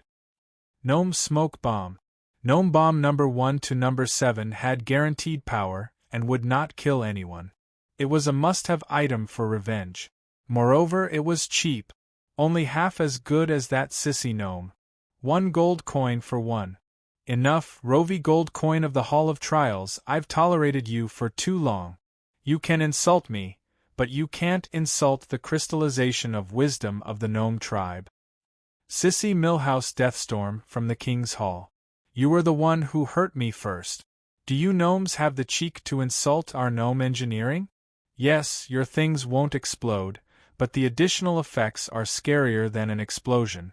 Do you dare to pat your chest and say that you weren't thrown into the air by your own gnome teleportation device? Didn't you get electrocuted by the gnome electric net? Didn't you get shrunk by the gnome death ray? Your gnome engineering is just like your name, Deathstorm. Professional at courting death. It's Mana Storm, Mana Storm. Hearing that, the gnome with the body of a child was enraged. Let me have a taste of this. He took out an engineering tool that looked like a toy gun and aimed it at Rovy and pulled the trigger. Then, cluck cluck cluck cluck. An anxious chick appeared on the spot, and the poultryizer fell on the ground. Ha ha ha. I told you that your sissy gnome stuff is not reliable at all. Pointing at the chick, Rovy laughed maniacally. He took out 3 small silver balls from his pocket and played a ball-tossing game like a clown, playing with the bombs with his bare hands, but there was no trace of fear. His hands did not tremble in the slightest. Rovi displayed the unique courage of the gnome tribe to the audience. Look at our miraculous gnome engineering. We never deny the unpredictability of magical engineering. However, as long as our intelligent gnomes continue to research and pass it down from generation to generation, gnome engineering will definitely become more and more advanced. Even if my father and my grandfather die in an accident, I will continue. Furthermore, I believe that even if I fail, for the future of gnome engineering, my son and grandson will continue to work hard. Ignoring the attacks of the angry chick, Rovi raised his head and spoke loudly, as though he was ready to sacrifice himself at any time. The gnome's spirit of sacrificing themselves for engineering won the audience's cheers and applause. Well said. There were even people who wanted to buy Ro's engineering supplies, but Ro continued to speak. However, Rovi continued, when my grandfather died, he only created a 13-meter hole. My father created a 30-meter hole. When I die, I will definitely create a 100-meter hole. We, the Gold Coin Tribe, will definitely research a bomb that can destroy a city. Alright, the gnome who immediately revealed his true form scared off all the buyers. The audience also took a big step back. Fortunately, they retreated. Ah, what is this twisted piece of copper? The ferocious attack of the chick finally attracted his attention. Rovi looked at the copper piece that fell from his clothes and revealed a pondering expression. Then, he started sweating profusely. The safety screw? Pung! Pung! Pung! This is just a small failure. I won't give up. I will be back. All right, after displaying the courage of the gnome tribe, he displayed the daily methods of the gnome tribe to court death. Now, after 3 consecutive explosions, our gnome engineering merchant flew up into the sky with black smoke. He flew straight up into the sky, but judging from his energetic roar, this was just the beginning. Behind the crowd, I witnessed this farce. Then, I turned my head and said to Eliza, "Now that the situation in the city isn't stable, they can't do as they please. Record this down, the Supreme Court Executive Yuan's order. Next month will be Engineering Crackdown Month. Town security and court hall get into action. Find a reason to throw these troublemaking dwarves into detention for a month to reflect on themselves. As long as they are master engineers, arrest them before searching them. There won't be any mistakes. What if we arrest the wrong person? I will apologize to them personally, all right? Don't worry, just like how there isn't a man who doesn't cheat, there isn't a gnome who doesn't explode and a dwarf who doesn't court death." Secondly, are the BR brothers still in detention? Yes, they still have 3 more days before their detention. Receiving a positive answer, I nodded my head in satisfaction. Tomorrow, send them some engineering component. They definitely won't be able to resist the urge to create explosions in the detention. Then, we will have a reason to lock them up for another month. With the 2 Sulphur Mountain City's top explosive maniacs not fooling around outside, the troublesome engineering month will be much easier without a leader. After saying that, I turned around and left. The city lord's mansion wasn't too far away, but looking at the black magic storm on the ground, I stopped. I almost forgot. Thirdly, after Death Courting Storm recovers from his fried chicken chop state, tell him and Ro, your 2 months of salary is gone. I don't care what you do in private, but the next time you say that you are a member of the Supreme Court and ruin the reputation of the Supreme Court, I will. At this point I paused. These dwarves were born with astonishing courage. Explosions and space travel were common to them, so what kind of punishment could scare them? I couldn't help but feel a little troubled. However, Eliza spoke beside my ear. Then, let the 2 of them exchange all of their engineering tools and finished product. Let the gnome engineers use the dwarf engineering tools, and let the dwarf use the gnome tools. Force them to create 10 of each other's engineering tools. Looking at this cold face and hearing this melodious voice, I couldn't help but be stunned. Forcing them to use it is worse than killing them. Gnome engineering and dwarf engineering might seem similar, but in reality, from the principles and systems, they are completely different. 10. They might have to build for a lifetime. They even have to use the tools that they hate the most to research the theories that they hate the most. What torture! But I gave her a thumbs up. Good idea, it is becoming more and more like me. Back to the main topic. The reason why I chose to walk to the City Lord's residence was because I wanted to see how Sulphur Mountain City was recovering after the storm. Now that I saw that there was still time for a farce, I felt gratified. Alright, as the mastermind behind the scenes, I was quite satisfied with the intelligence-gathering ability of the Observer and the Sulphur Mountain City Thief Guild. At least, on the surface, nothing had changed. Yes, it was just on the surface. After the battle, the two underground autarchs worked together, and only the autarchs managed to escape. The entire army was wiped out. How could there not be any changes to such explosive news? Let's get straight to the point. You set up the South Ascension Law Academy and poached people from the Holy Church. In an instant, you expanded the law system by more than 3 times. What do you intend to do? Little Red was still recuperating from her injuries and didn't come. In the City Lord's residence, Marguerite and Adam were already chatting and drinking tea. Of course, they were also casually sorting out their recent gains.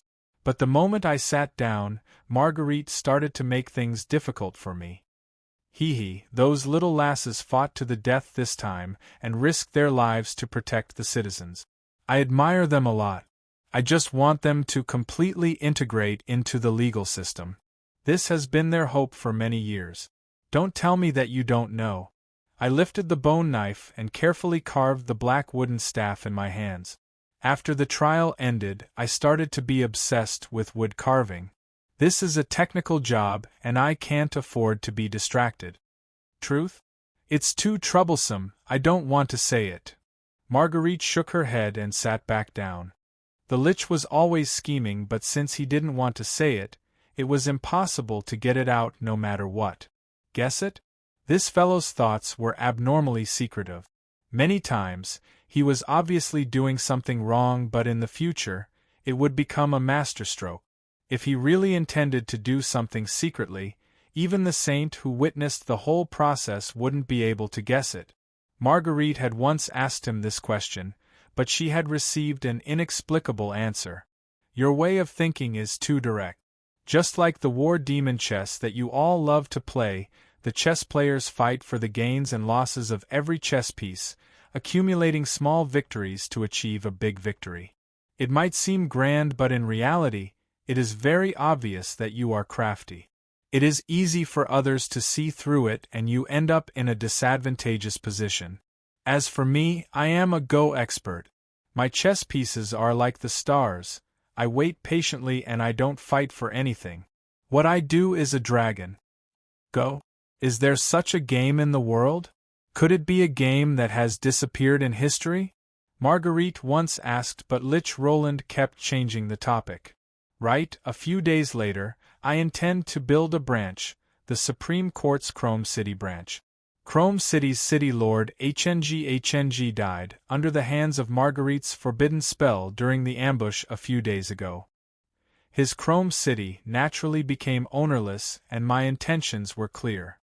No wonder you want to expand? You intend to occupy Chrome City? Of course, it's fine if I don't level up after killing a boss. I can bear with it if I don't get any treasures.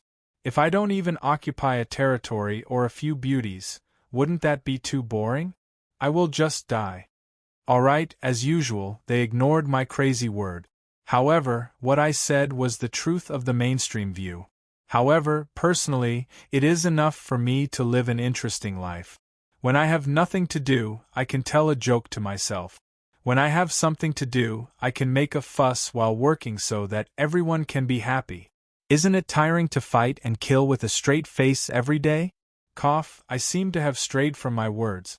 To be able to say it all in a single breath, your lung capacity must be astounding. Back to the main topic, I did intend to occupy Kalen City, but it wasn't for the so-called hegemony. On one hand, the power of law requires more faith. On the other hand, we need more bargaining chips. How do you intend to deal with the trouble of the Underground Alliance? Hearing my words, everyone fell silent. The Underground Alliance Army's counterattack on the surface is the common hope of most of the underground races.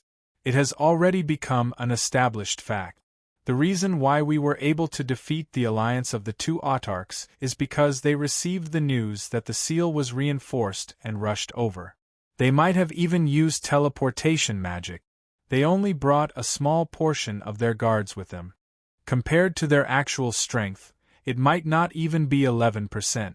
At the very least, we didn't see any powerful experts under them. Even if we are able to defeat the underground autarchs, can we defeat the Alliance army of tens of thousands of underground city lords? I have already learned my lesson. The torrent of history is unstoppable. I thought that I was like a mantis trying to stop a chariot, but in the end, I was accidentally crushed by the wheels of the Underground Alliance army. When the two autarchs aren't willing to give up and head back to summon their army, or just bring 300 to 400 underground city lords to fight us head-on, Sulphur Mountain City will probably become a fool trying to stop a chariot. Traces of history, ruins. Let me give a suggestion. Actually, your way of thinking is too rigid. Just because you oppose them starting a war against the surface, do you really have to stand on the opposite side and fight with them? If you are always opposing them in diplomacy, sooner or later you will be isolated. If you are strong enough, you can walk in at any time, so it doesn't matter. When it takes over, the enemies you all offended and the accumulated grudges will explode at the same time. Will she be able to handle it? Then what should we do? Marguerite has thought about it repeatedly, but there isn't any solution. We join them. Yes, join them. Right now, the top four are separated, with half on each side. They are still barely able to maintain a balance. But if another autarch were to appear, what do you think will happen? Adam's face is confused while Marguerite is deep in thought. Yes, we barely managed to defeat the two autarchs, so naturally, we have the right to become an autarch. Since there are only two autarchs here, it has already proved that they aren't united internally. Then, if we were to side with them, yes, the leadership of the Allied army is a rare commodity. For some reason, I thought of my faraway hometown. There is a country, a rising power among the 5 old strong countries. As it grew, it kept swaying left and right to reap benefit. It even used the right to abstain from voting to disgust the other countries. In the end, it became the new autarch.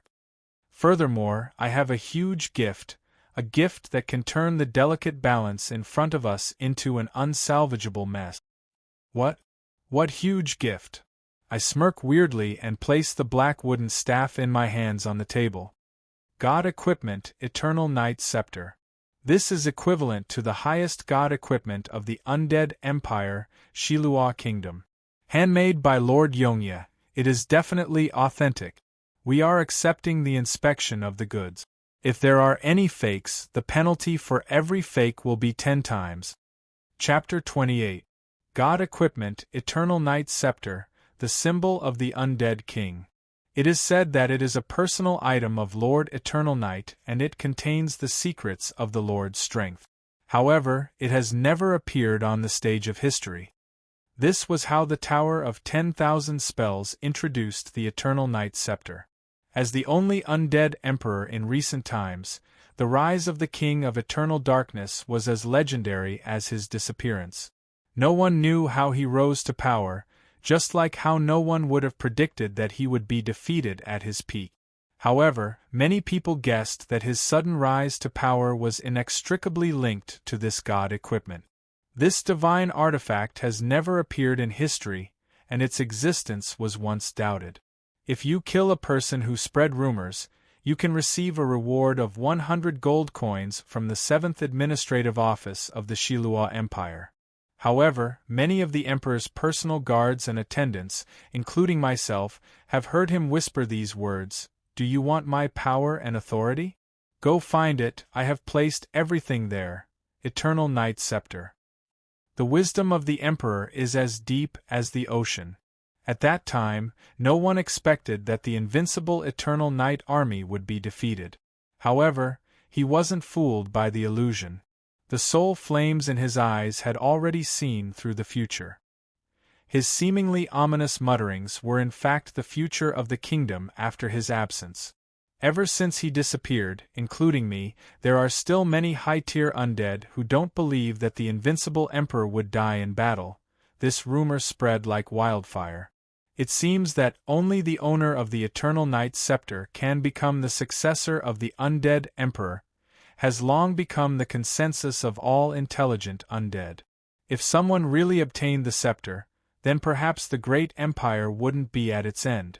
The Emperor had already prepared the best future for the undead empire, and the foolish undead lords actually ignored undead Emperor Carwin's teachings.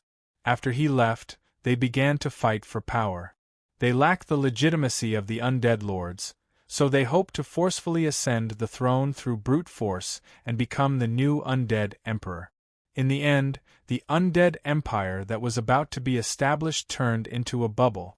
The invincible Eternal Night army was exhausted and the remnants of the army formed the Shilua Empire. Due to this historical reason, even though the authority was shared among the 12 strongest senators, it was still an empire. However, we won't allow any of us to ascend to that position. The throne had been empty for more than 100 years, and it was destined to remain empty until the owner of the scepter appeared. The recorder of history, Shilua Empire's 7th senator, Spider Marquis, the great emperor's eternal guard, Lionheart. Back then, when I saw little Lionheart's historical work, my jaw was dislocated on the spot. I really didn't know what expression I should have. If I was still alive and sweating, cold sweat, crazy sweat, waterfall sweat, Genghis Khan, none of them would be enough to express my extremely complex emotions. From a certain standpoint, the malicious joke I made back then had already achieved results that far exceeded my expectations. Now, in order to make this underground world even more chaotic, I had prepared the second half of the joke with malicious intent. Eternal Night Scepter, a black wooden scepter that was about a meter long. It looked like it was made of wood, but in reality it was filled with bone powder. It was a special scepter made of a mixture of wood and bone. It was carved by me personally. The blood-colored rose patterns and decorations on it were filled with my personal style. My old friend from back then would be able to recognize it with a single look. On the handle of the scepter, there were even the words Eternal Night Scepter, which was my unique Grey Death ice magic. Just by looking at its appearance, one could tell that it was a high-grade item. However, just that alone was far from enough.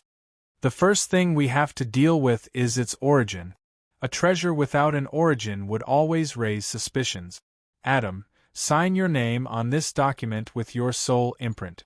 Sweeping a glance at the document, Adam, who wished for the world to be in chaos, laughed heartily. Then, he happily signed his name on it. Adam Hahn. The flame-like words didn't have the slightest bit of heat as they burned quietly on the paper. The soul imprint that originated from the soul imprint is different for everyone. It is the symbol of a legend's identity, and it is impossible to forge it. Also, the name on my scepter, the Grey Death Ice words, carried the scent of ice and death. It was also my soul imprint when I was Lord Yongya, making it even more authentic. What I wanted him to sign was a contract to entrust an auction. The party being entrusted was the biggest auction house in the city where the Underground Alliance was established, Vikastandi. With this certificate, at the very least, it could prove that the Eternal Night Scepter came from the hands of the hero, Adam Hahn. Furthermore, it specifically stated that the origin of this god equipment was legitimate and that it was obtained by Adam from Lord Yongya. Adam used his own reputation to guarantee the authenticity of the document. When this news were to spread, Everyone would guess that Adam hid the Eternal Night's scepter when he defeated Lord Yongye. Then, the origin of the Eternal Night's scepter would become authentic. What the document said was the truth. Adam did obtain the scepter from me, just that there were some discrepancies in the timeline. You are the one who misunderstood, so you can't blame me for it. Then, I held the scepter and infused my magic into it. However, I wanted Adam to hold the other end of the scepter and infuse his own power into it. Then, with a twist, a pull, a turn. Gotcha! Fire and ice collided, causing an explosion. The scepter almost broke. There were many cracks on it. On one side, there were traces of fire burning, while on the other, there was a grayish-black color of corrosion and ice spreading. Alright, this caused the damage caused by the battle between Lord Yongye and the Red Lotus hero. Then, even if there was anything wrong, they would push the blame to the damage caused by the battle. However, it was still a little too new. Thus, I threw it on the ground and jumped around on it, stepping on it. Then, when Adam wanted to come over to help, I kicked him away. This fellow didn't know how to control his strength. Furthermore, he was strong. If I let him jump a few times, it would definitely break. Then, wouldn't everything that happened before be for naught? The historical traces are barely there. I guess it will do. Looking at the scepter that was filled with dust and footprints, I nodded my head in satisfaction. It was no longer that brand new wooden scepter. With a single look, I could tell that it was an old item that was filled with scars, making it look like a relic. Marguerite pondered by the side. After hesitating for a moment, she opened her mouth to speak. No matter how much it looks like the real one, but, yes, it's still not enough. Of course, I knew that it wasn't enough. This wasn't the same as a praising relic from my previous world, where I could only rely on my experience and knowledge to find the flaws. In this world, there were true gods and there were many types of prophecy magic. It wasn't that easy to fake it. However, this was within my expectations from the very start. Adam and I were once semi-gods, the strongest existences below the true gods. Normal prophecy magic was basically ineffective against us. However, in this world, there were still a few abilities that were troublesome to deal with. High-rank priests' God's prayer asked a question to the true God they believed in. If the true God happened to be free, even the most beloved priest of the true God has less than a 1/10 chance of success in using this divine art. The priest might answer your question, but it would only answer yes or no. The great mage's otherworld truth spell summoned a true spirit from another world to ask him a question, but it would still only answer yes or no. There was also the witch's tarot divination. Through the interpretation of the line of fate, it would still only answer true or false. Based on what I knew, the most reliable prophecy magic had this problem. It could only answer yes or no. Sometimes there would still be no answer. Furthermore, the shorter the question, the higher the possibility of getting an answer. After making a prophecy once, it was impossible to make another prophecy in a short period of time. This wasn't a coincidence, but the rule of the world. The stronger the prophecy magic, the closer it was to the truth of the world, but the stricter the restrictions on it would be. At the same time, the more information one had to obtain, the more exhaustion one would have in the process of discovering the truth, making it impossible to find out the deeper truth. Indeed, I could pay the price, just like how I concealed my own existence on the line of fate, making the prophecy magic aimed at the Eternal Night's scepter ineffective. However, sometimes being unable to find a problem meant that there was a problem. Being unable to detect it meant that there was something fishy about it. Then, the conclusion was obvious. We needed to make the prophecy magic come to a wrong conclusion. To make a 100% accurate prophecy magic come to a wrong conclusion, does it sound inconceivable? Sometimes being correct doesn't mean being true, and being true doesn't mean being correct. Since it could only answer yes or no, then, there were many tricks that could be played. I sorted out the 3 questions that they could possibly ask. The first one, which was also the one that had to be asked, was this the Eternal Night Scepter personally crafted by Lord Yong? There was no need to play any tricks on this, it was definitely authentic. Then, the second most likely question would be, is there a secret of Lord Yongye within it? This question was simple, but the simpler it was, the more information it contained. If there was no secret, then even if this scepter was real, it would be as worthless as a fake. I could guarantee that this question would be asked first, and it would be asked many more times in the future.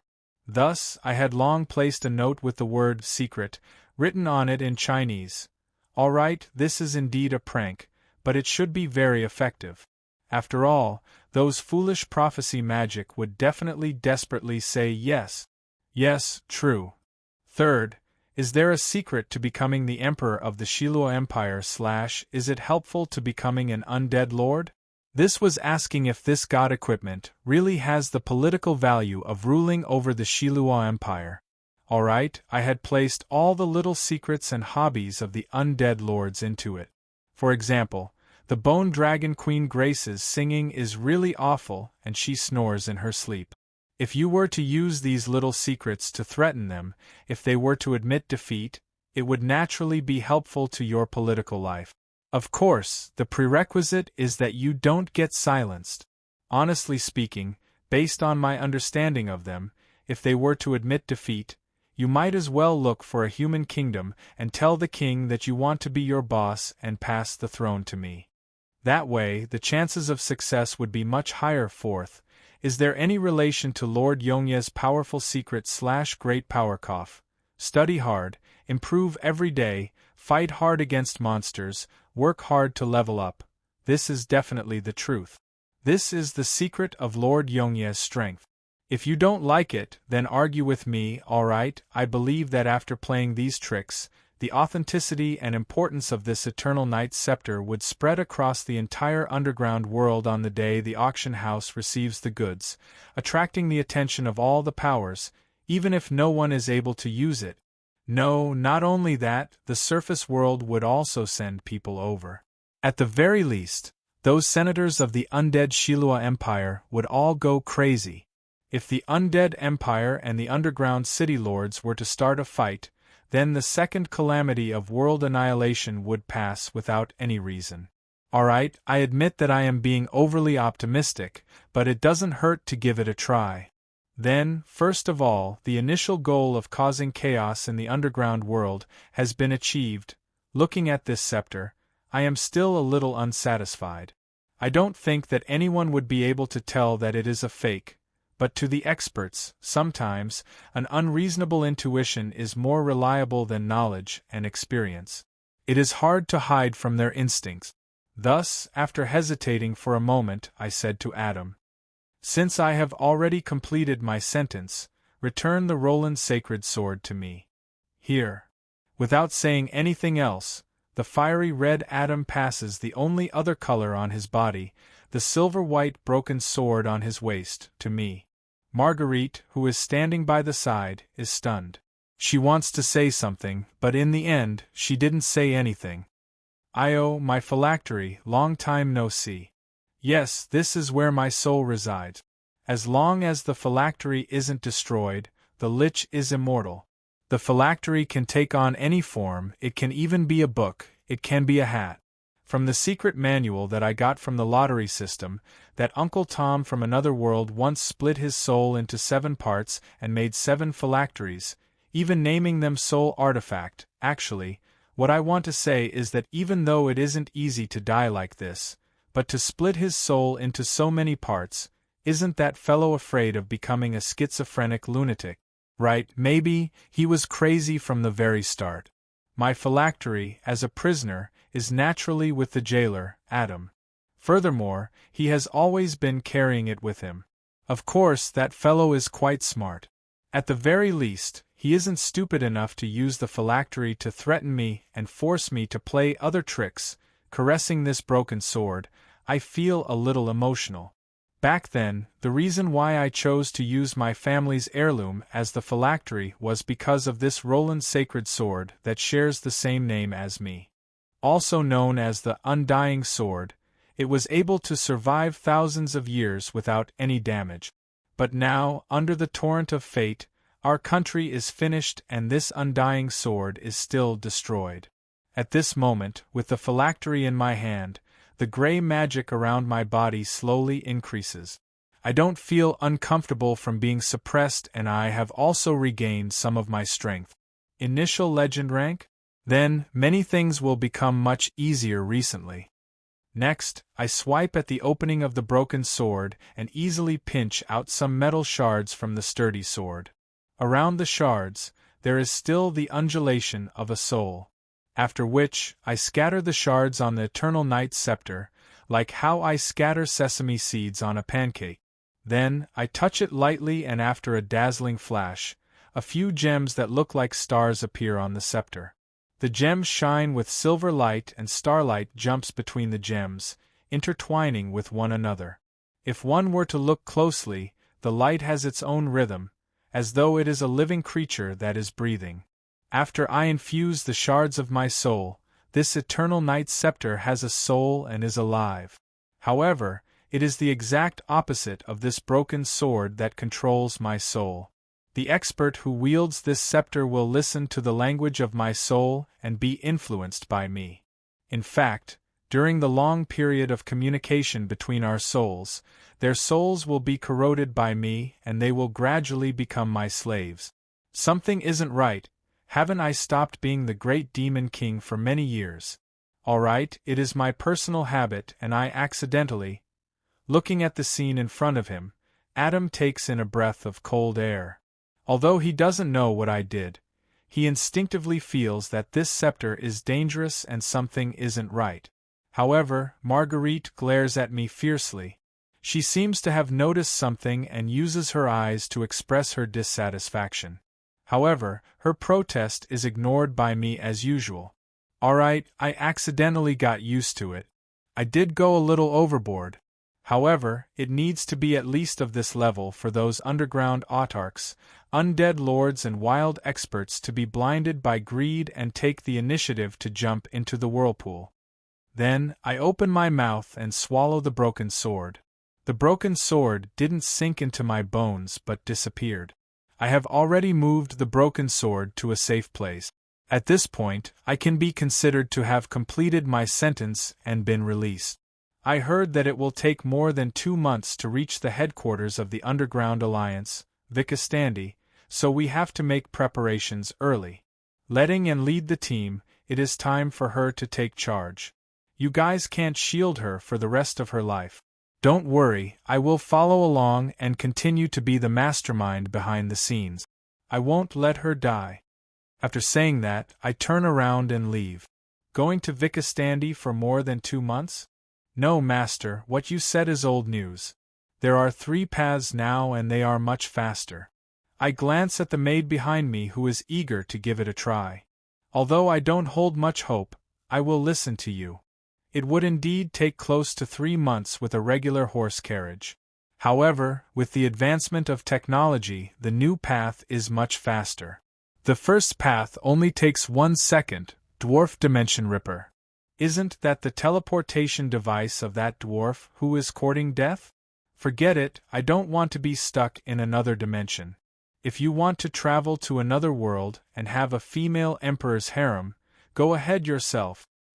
The second path, 3 days, Goblin Rocket Car. No, that is still 1 second. 1 second later, I will be blasted into the sky. Forget it, I have already guessed the last path, so there is no need to say any more. However, the expressionless head maid who is snickering secretly follows behind her master and continues to speak without a care in the world. 3 hours, Goblin Rocket Car, straight up and down, convenient and fast. Is there a difference in this? Oh, one has wheels and the other doesn't? Do you really want to murder me for money? I should be treating you rather well. The departure of the unreliable master and servant leaves the 2 semi-gods in deep thought. And, perhaps, what Roland said isn't wrong. It is time for her to try. At her age, we have already started to team up and go on adventures, roaming the world. I know whether and should go out or not, But are you really not afraid that the world will descend into chaos by letting Roland out? Facing the saint's doubt, the hero Adam chuckles. Don't doubt me when I say it. My instincts tell me that this world might end at any moment, and the only variable is this Lich. Do you believe me? Hearing this, Marguerite's pretty face tenses up, filled with displeasure. Then, she raises her eyebrows in disdain. You sure believe him? She wants to say something disdainful, but in front of Adam's straight gaze, she can't lie. In the end, she stomps her feet. Don't look at me like that, you gay blockhead. I believe him. Although he is a bastard, he is indeed sly. If he can't do it, then no one in this world can. Chapter 29. Hey bro, don't you feel that everyone is looking at us strangely recently? Tim is a knight captain of the Holy Church's branch stationed in Sulphur Mountain City.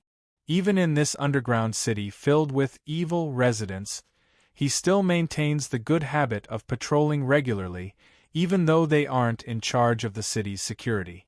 It must be said that no matter how corrupt the upper echelons of the Holy Church are, those holy knight and priests who diligently follow the teachings of the Holy Light, helping the weak and getting rid of evil, are the main reason why the people of the world acknowledge the teachings of the Holy Light, and also the reason why the Holy Church's sphere of influence can reach most of the human kingdoms. On the surface, the Holy Knight is very used to such daily patrolling, helping the citizens, and if they meet with villains, they will pull out their swords to get rid of them. Of course, it is all free. However, in this unique city, Tim and his colleagues' daily patrolling caused quite a bit of trouble at the start, so they weren't welcomed. But even though the results weren't good, Tim himself felt rather proud of himself. After all, if his recent experiences were to be made known to others, it would definitely become an epic story in the tavern. For example, they ambushed a dark elf swindler who was scamming an old lady.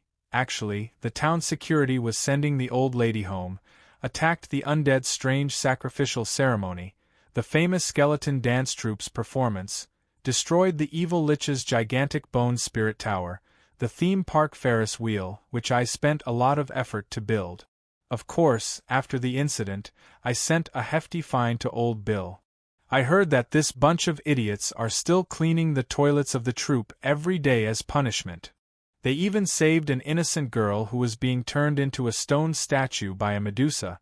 That pitiful Medusa sculptor was so frightened that he repeatedly emphasized in his report that he was kidnapped by a bunch of lunatics who shouted about the holy light and forced him to turn a stone statue into a human. For example, they challenged and chased away an ancient red dragon that was attacking the children. Holy light shone again.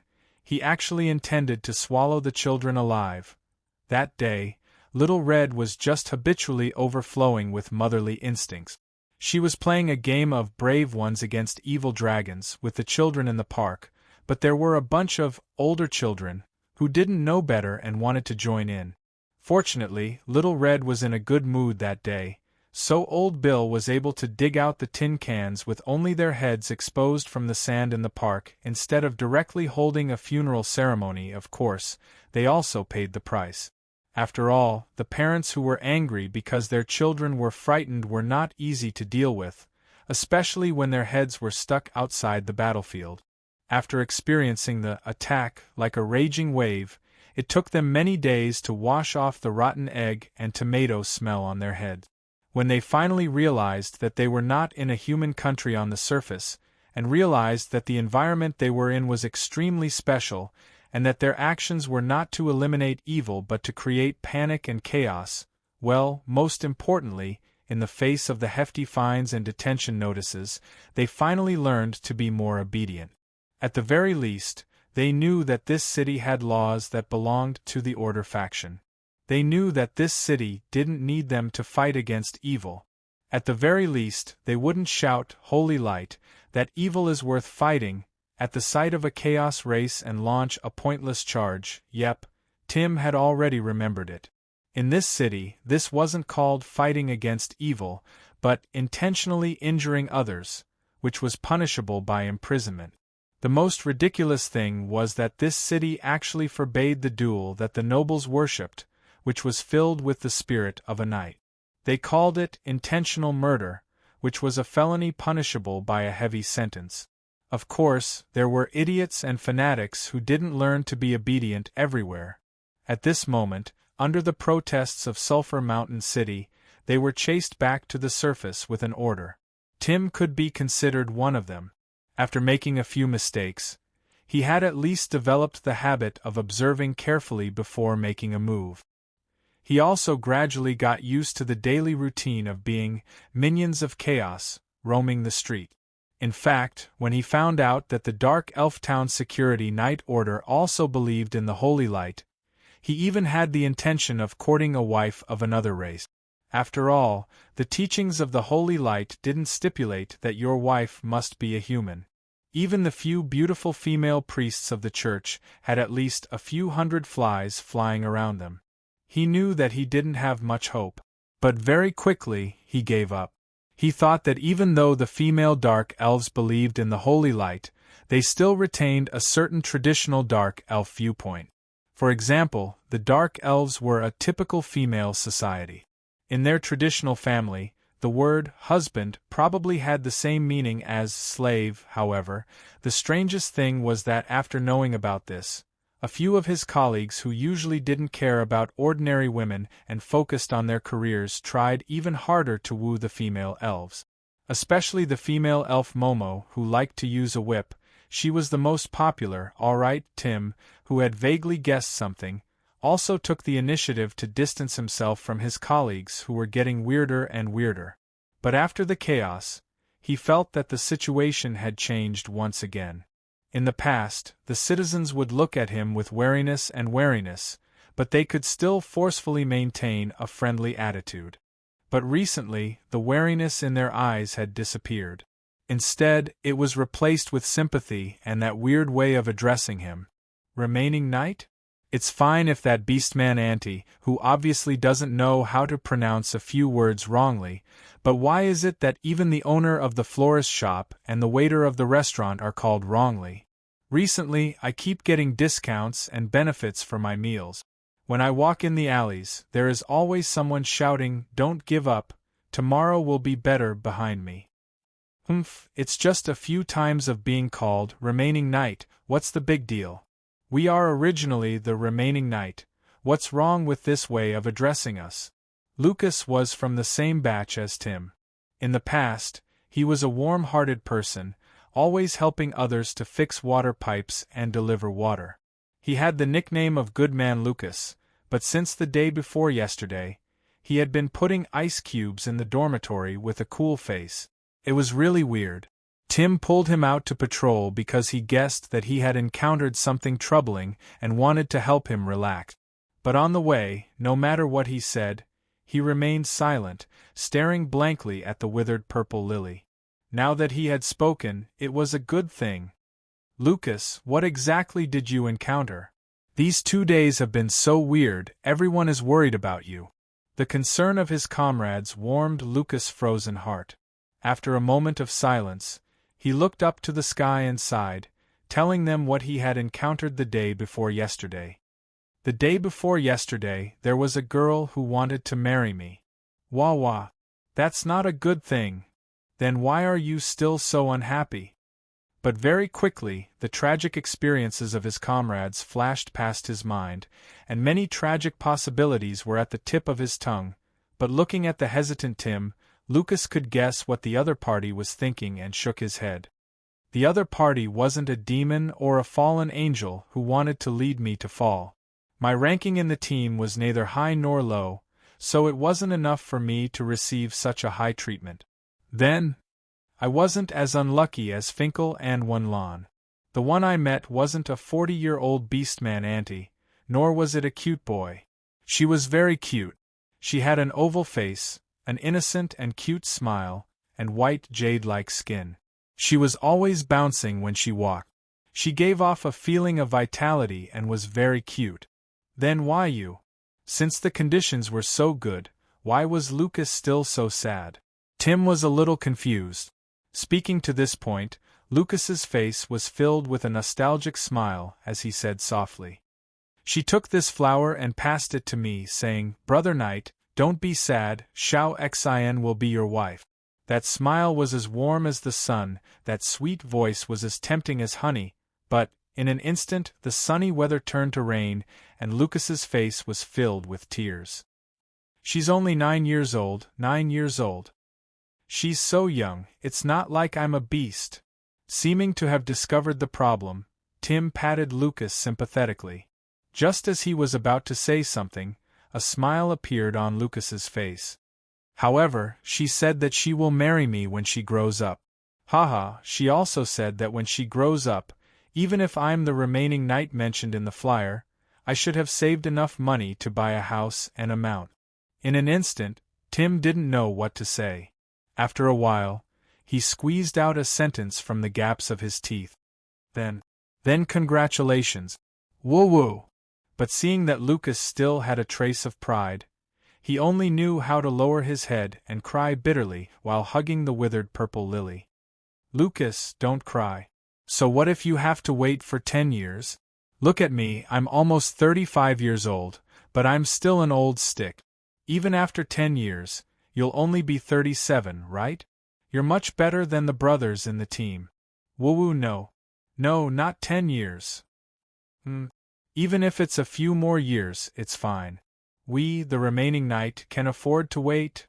At this point, Tim also knew what the remaining knight meant and what was with the strange gazes and sympathy he received recently. But hearing his consolation, Lucas only became even sadder and cried loudly. I can't afford to wait. Whoa. Not 10 years, it's 200 years.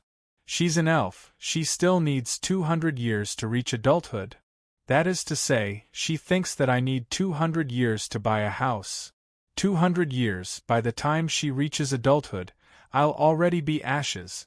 Hearing this, other than hugging this brother of his who had a rare chance with the ladies but was hurt even more, what else could Tim do? Why don't we try Nanxiang as well? Based on what I know, quite a few cities' public security officers have private housing. Nanxiang's recruitment went unbelievably smoothly. Within 3 days, they managed to poach a third of the church's members in Sulphur Mountain City, and more people continued to apply. Chrome City's judicial system was also in the midst of construction. 2 months later, when the first batch of Nanxiang's short-term training graduate, Chrome City's new administrative and judicial system would be put to use. Then, very quickly, the remnant page of the codex that was sent to Chrome City would be put to use, collecting the city's faith in law and justice, bestowing the judicial personnel with the power of law, providing them with military support to enforce the law. When all of this enters a virtuous cycle, the recovery of the God Equipment Codex will be even faster. After this city is assimilated into the system of law, the citizens will acknowledge and believe in law, and the power of law in the entire world will gradually grow stronger, bestowing even greater power. Perhaps the first holy light was also spread in this manner.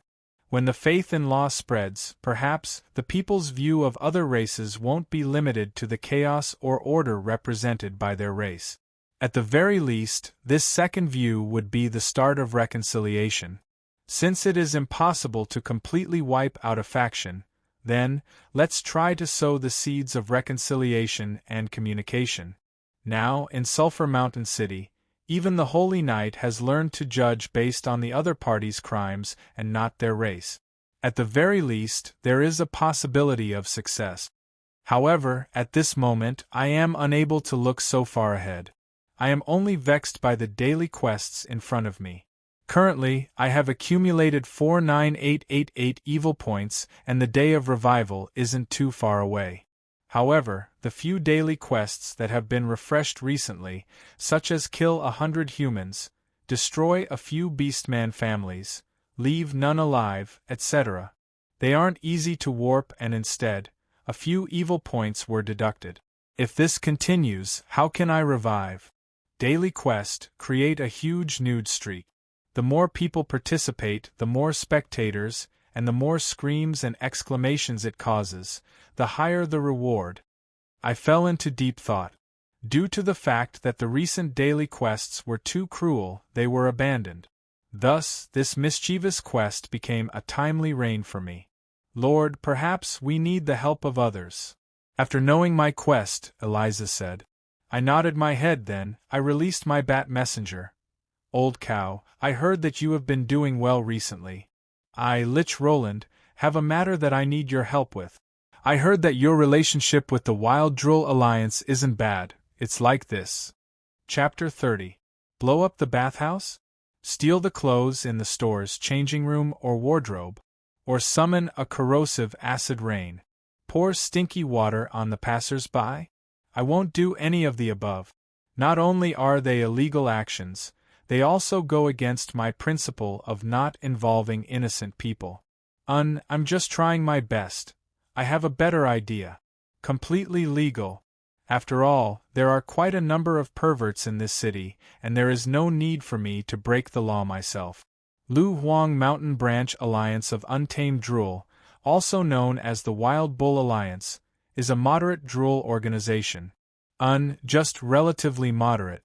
In many places, drool is equated with a terrorist organization and huge trouble. Why? In the eyes of others, isn't drool friendly? Children of the jungle, living in harmony with nature, having no desires and being self-sufficient. However, I must say that those who can say such words probably haven't really interacted with drool.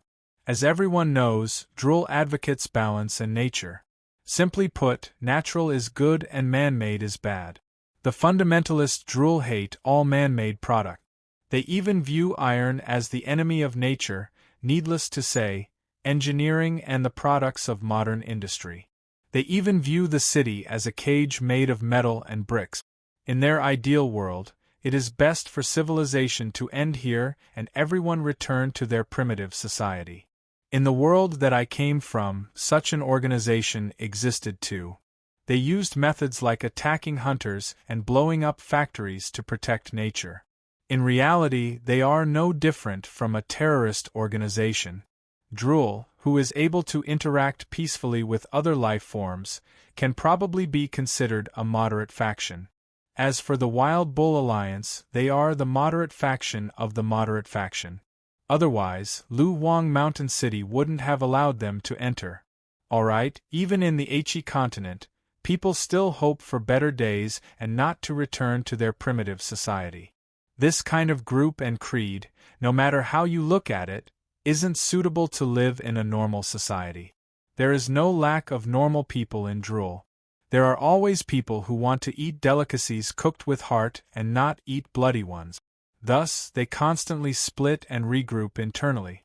For example, we are only against excessive logging, of course, we are also against mining, but we are only protesting verbally and will not stop attacks. We are only against hunting whales, we are also against hunting dolphins and sea lions. We won't protect the crabs, and we'll have a meeting next Tuesday to discuss whether or not to oppose the seahorses. Such a moderate organization was actually using a few objections to maintain their identity and doctrines of Drool. In reality, they were no different from ordinary people. As the moderate faction of the moderate faction, the Wild Bull Alliance only objected to a single artifact. They could be said to be the model for Drool and human society to coexist harmoniously.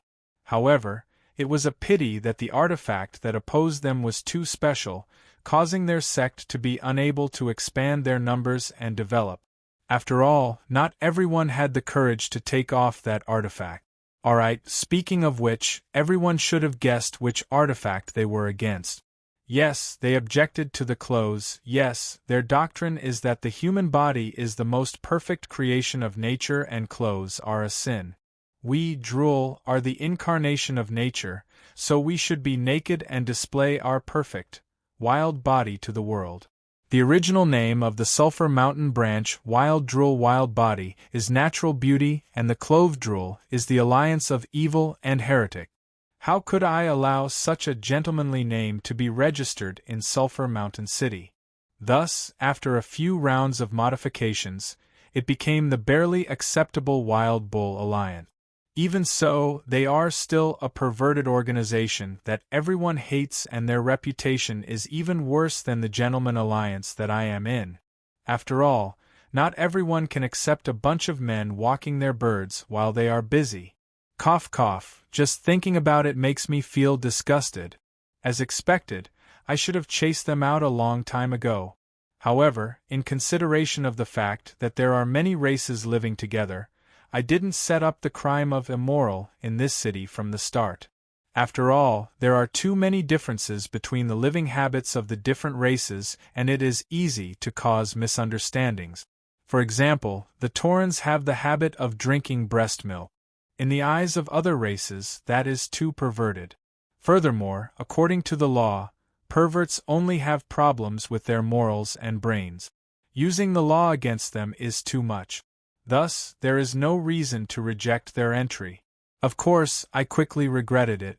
After successfully entering the city, they are constantly trying to spread their teachings to the citizens to expand their influence, causing headaches for the law enforcers and judicial authorities.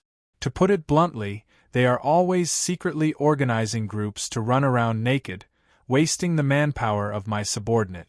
Normal law enforcers really don't have any good ways to deal with these fellows who are completely naked. Should we start a fight?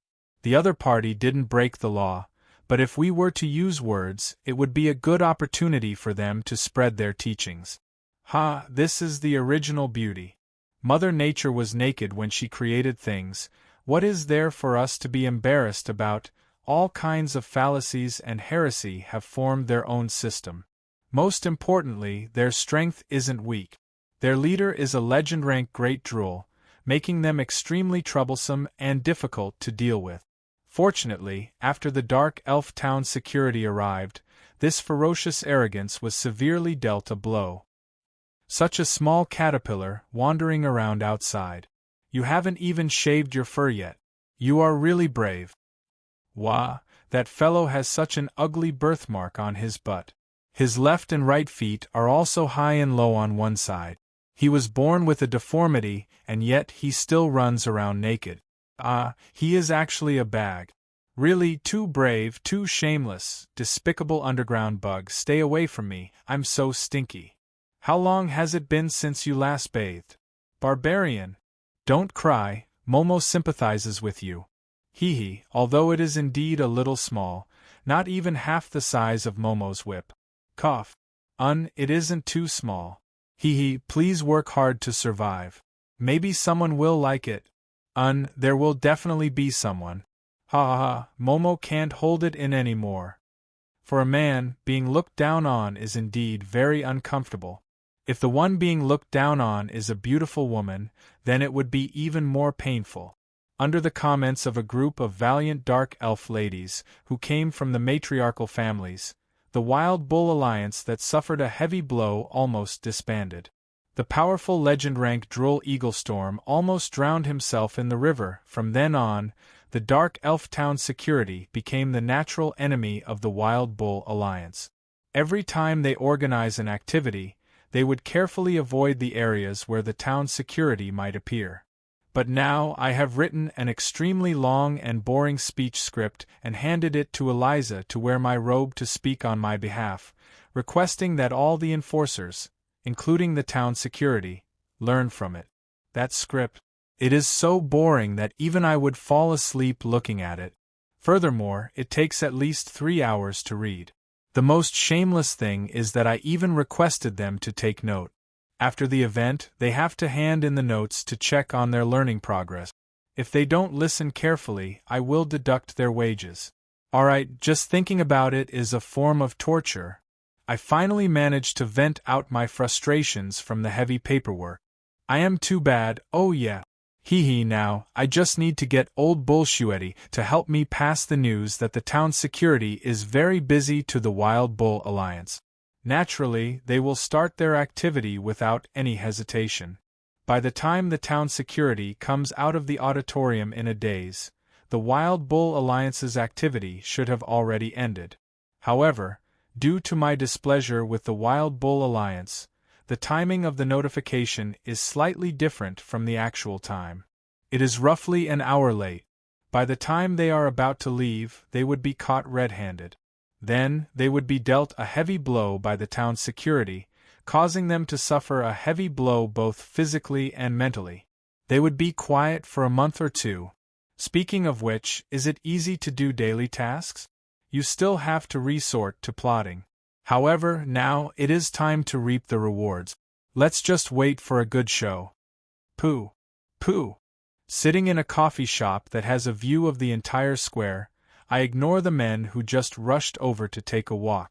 Looking at the unlucky fellows who spat out the coffee in their mouths one by one, I admire the farce in front of me from the corner of my eyes while flipping open the newspaper on the table.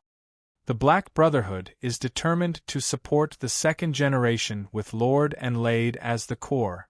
Looks like the leader of the Thief Guild this generation is rather smart. Then, I won't touch them for now. Pooh! Alright, I was happy too early. Eliza, who was sitting opposite me, spat out a mouthful of coffee on me, drenching my face. Eliza, you did it on purpose. I'm sorry. I really didn't do it on purpose, master. The half-demon maid hurriedly takes out a napkin to wipe it for me, but that's not right. Eliza, why are you here? Didn't I ask you to give a speech in my place? You? Back then, I did intend to give a speech in your place. However, when the speech proposal reached the Hall of Law for approval, Big Sister Lilith said that since this is an internal lecture of the Hall of Law Enforcement, it would be too much for the Supreme Judge to appear personally. Thus, it is enough for the head of the Hall of Law Enforcement to be in charge. Hearing that, I calmed down. As long as I can control the town's security, it is fine to hand it over to Shueti. But suddenly, I notice that Eliza seems to be hesitating. What's wrong? Embarrassed? Hee, no matter how sharp your mouth is usually, you are still a woman. You are frightened by a bunch of naked men? Don't worry, I know that you didn't do it on purpose. If you are embarrassed, you can go back first. Watch my daily harvest today. I smile gleefully. Elise, who is sitting opposite me, suddenly shakes her head. Her face is filled with sympathy. Lord, please look behind you for the reason why I lost my composure. Behind? Turning my head around, as expected, there is a group of dancing demons. The hook-nosed Eagle Storm and Shueti hold hands, dancing and singing at the same time, surrounding two Holy Knight who are hugging each other and shivering. To be surrounded by a group of naked men dancing, even if it is a Holy Knight, this is probably the first time in his life. In fact, there are already people stripping them of their clothes, intending to make them join the parade. That? Tim and Lucas? How pitiful, to actually meet this group of perverts. I hope it doesn't leave any psychological trauma. The remaining knight is already unlucky enough. Of course, I remember these two idiotic Holy Knight. I haven't settled the old score of destroying my Ferris wheel. However, since they are already so unlucky today, and I am in a good mood, I will consider it their luck. I won't find a chance to take revenge on them. Let's just write off the old score. Wait, this isn't right. Why is Shueti that brat here? My question only receives a sympathetic gaze. Elisa coughs lightly and imitates a familiar voice. Lord Silver Rose, please don't mention that Lord Woomians took over his shift in the future, even if you imitate him very well. If someone were to find out about it, it will affect the reputation of our judiciary. Oh right, please inform Lord that as we can't find the head of the Hall of Law Enforcement, Lord Steelguard, the speech will be postponed to 2:30 in the afternoon tomorrow. If he is interested, please let him attend. Eliza imitates Lilith's serious tone perfectly, but I don't have the leisure to enjoy the Folk Arts Festival. That is to say, the speech has been postponed? The town security are working as per normal, they might appear at any moment. Bastard! It is you perverts again. Holy light, no, law, grant me power. Incantation of law, judgment spell. Behind me is a mess. The sudden appearance of the town security shocked the Wild Bull Alliance and Shueti. In an instant they thought that they fell into a trap. Bastard Roland, you scam your brother again. I, the old bull, will never forgive you. The roaring old bull doesn't know what is going on at all. He thinks that a lich is trying to scam him, not knowing that he is the one who messed things up. Instead, he raises his head and roars, as though he has suffered a huge grievance. Damn it, this place isn't safe anymore. I throw down 2 gold coins as newspaper fee and turn around, intending to leave. However, at the entrance of the coffee shop, 2 female elves are smiling at me. Hey, the mastermind. As expected, it is you again. One of them is the captain of the town's security, Diana. The other one is the vice-captain, Yawn. At this moment, the heavy dragon slayer blade is placed by her feet. Her natural immunity to mental magic is the main reason why I chose to hand over this magic blade that would cause the user to go berserk to the town's security. However, at this moment, I don't feel gratified that the magic blade has found a suitable owner so quickly. Instead, my stomach is filled with the frustration of shooting myself in the foot once again. Looking back, as expected, Eliza has already disappeared without a trace. That half-demon talent of running through the dimensional door is really top-notch. The cold-blooded demon abandons his comrades decisively. At this moment, the space around me, which is half a beat slower, has already been cast with dimensional anchors. It is impossible for me to use space magic to escape. Thus, I let out a long laugh before raising both of my hands. Hugging my head, I squat down. Don't hit my face. I still need to go on a blind date to get a wife. Just as I was enjoying the warm reception of the town's security beauties, Eliza's familiar voice rings in my ears. Master, didn't I say yesterday that I need help for this mission? Stop talking, hurry up and save me. Actually, I am not talking about those drool. You can totally look for those fellows from the undead district. Zombies, skeleton soldiers, evildoers, bone dragons, they are all naked to begin with. You can totally bring them to parade through the streets till dawn. That way, the mission will definitely be a huge success. It is as though I can already see the smirking smugly in front of me, pretending to be confused and innocent. Eliza? You tricked me again. Chapter 31. A meter-tall mountain of documents filled up 3 office desks. The room was stuffy and unbearably hot. The little lass and her 2 assistants were busy going back and forth between the desks. The overly tall mountain of documents caused the room to only be able to hear shouts, footsteps, and the sound of pen and paper colliding. I couldn't see anyone. This was the first impression I had when I walked into the city lord's office. By the side of the wall, bamboo swords, bamboo dragonflies, gamoku and other small toys were scattered all over the floor, covered with a thick layer of dust. Looks like that brat Adam hasn't returned to this room for a long time.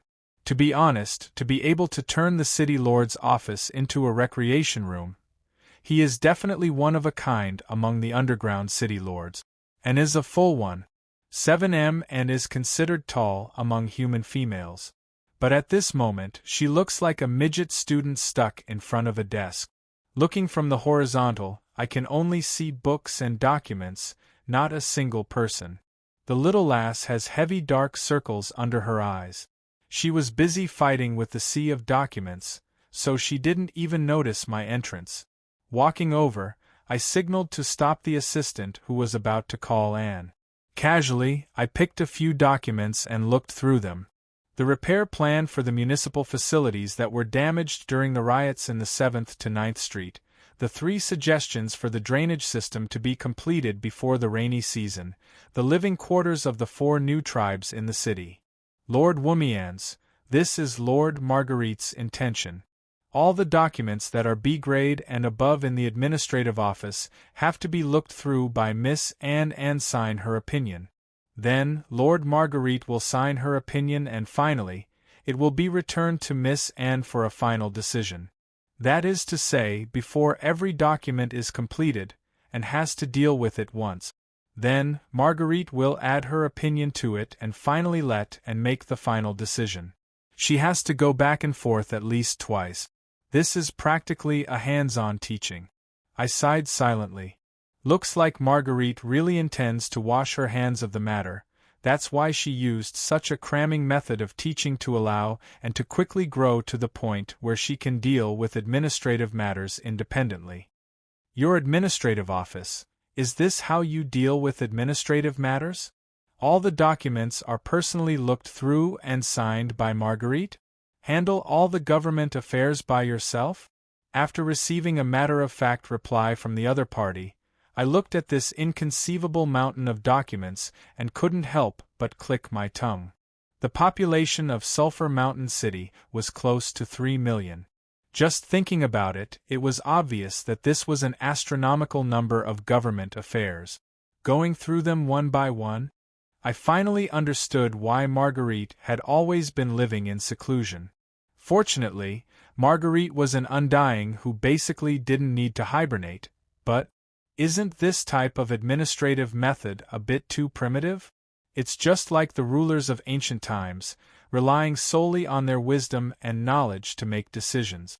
Perhaps the eternally rational undying beings who don't sleep or rest might be able to do this, but humans, there were so many documents, and it might only take 1 or 2 days.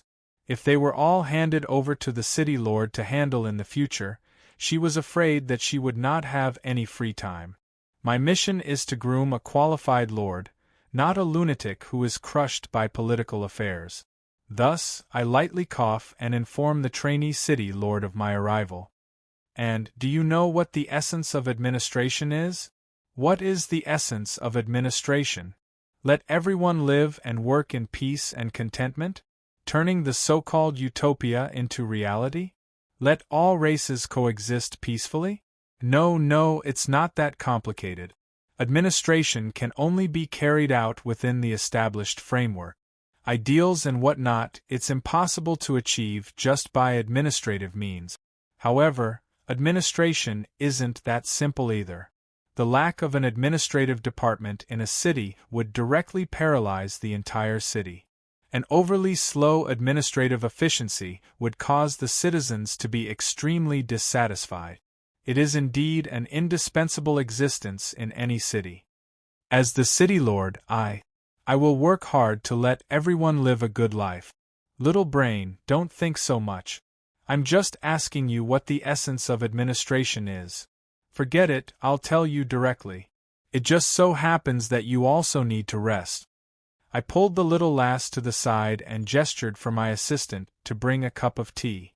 The little lass's face was a little dispirited and her fiery red hair had lost some of its luster. She seemed to be lacking in energy and her gaze towards me was a little evasive, as though she was worried that I would scold her. Shaking my head, I could already guess what happened. Marguerite is an impatient and perfectionist.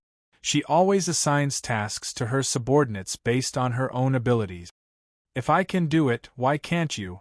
Don't talk to me about reasons, assumptions and whatnot are all meaningless.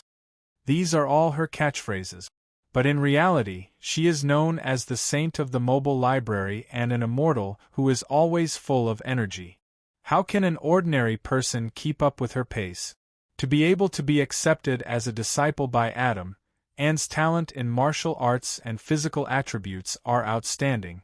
However, in terms of intelligence, for a pure warrior, intelligence is the most useless attribute.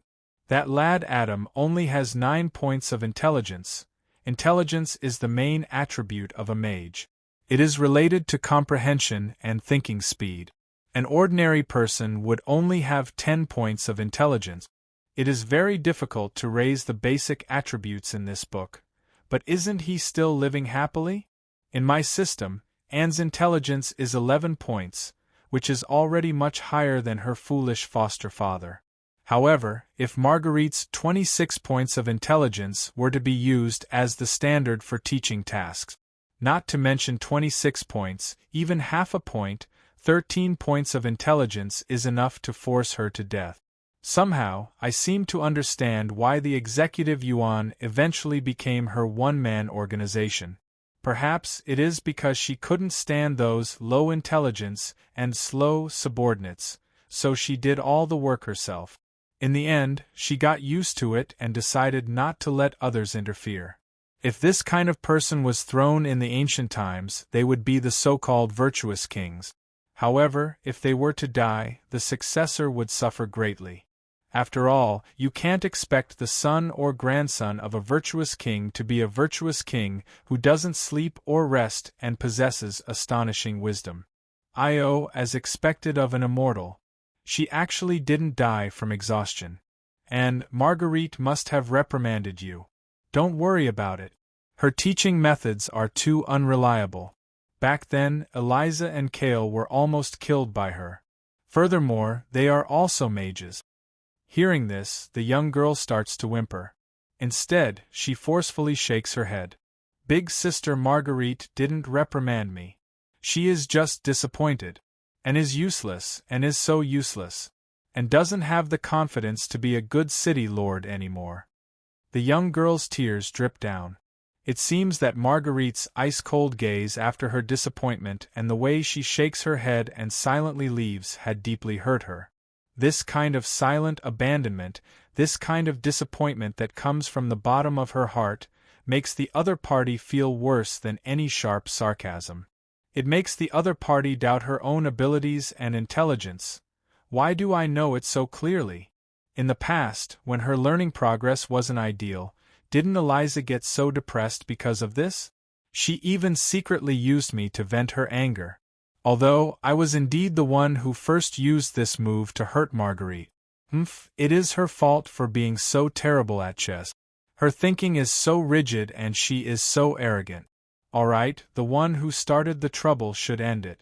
I finally understand why Marguerite insisted that I come to see Anne today. She must have subconsciously used this move to make Anne cry, but she doesn't know how to end it. Don't cry. Come, let Uncle Bones teach you. Actually, Marguerite's method is wrong. It is normal that you can't learn it. If you do, then it will be troublesome. And widens her eyes, filled with confusion. Administration, it isn't that mysterious. Its essence is to solve problems. Yes, administration is just a method to solve problems. Yes, administration is just the act of solving problems.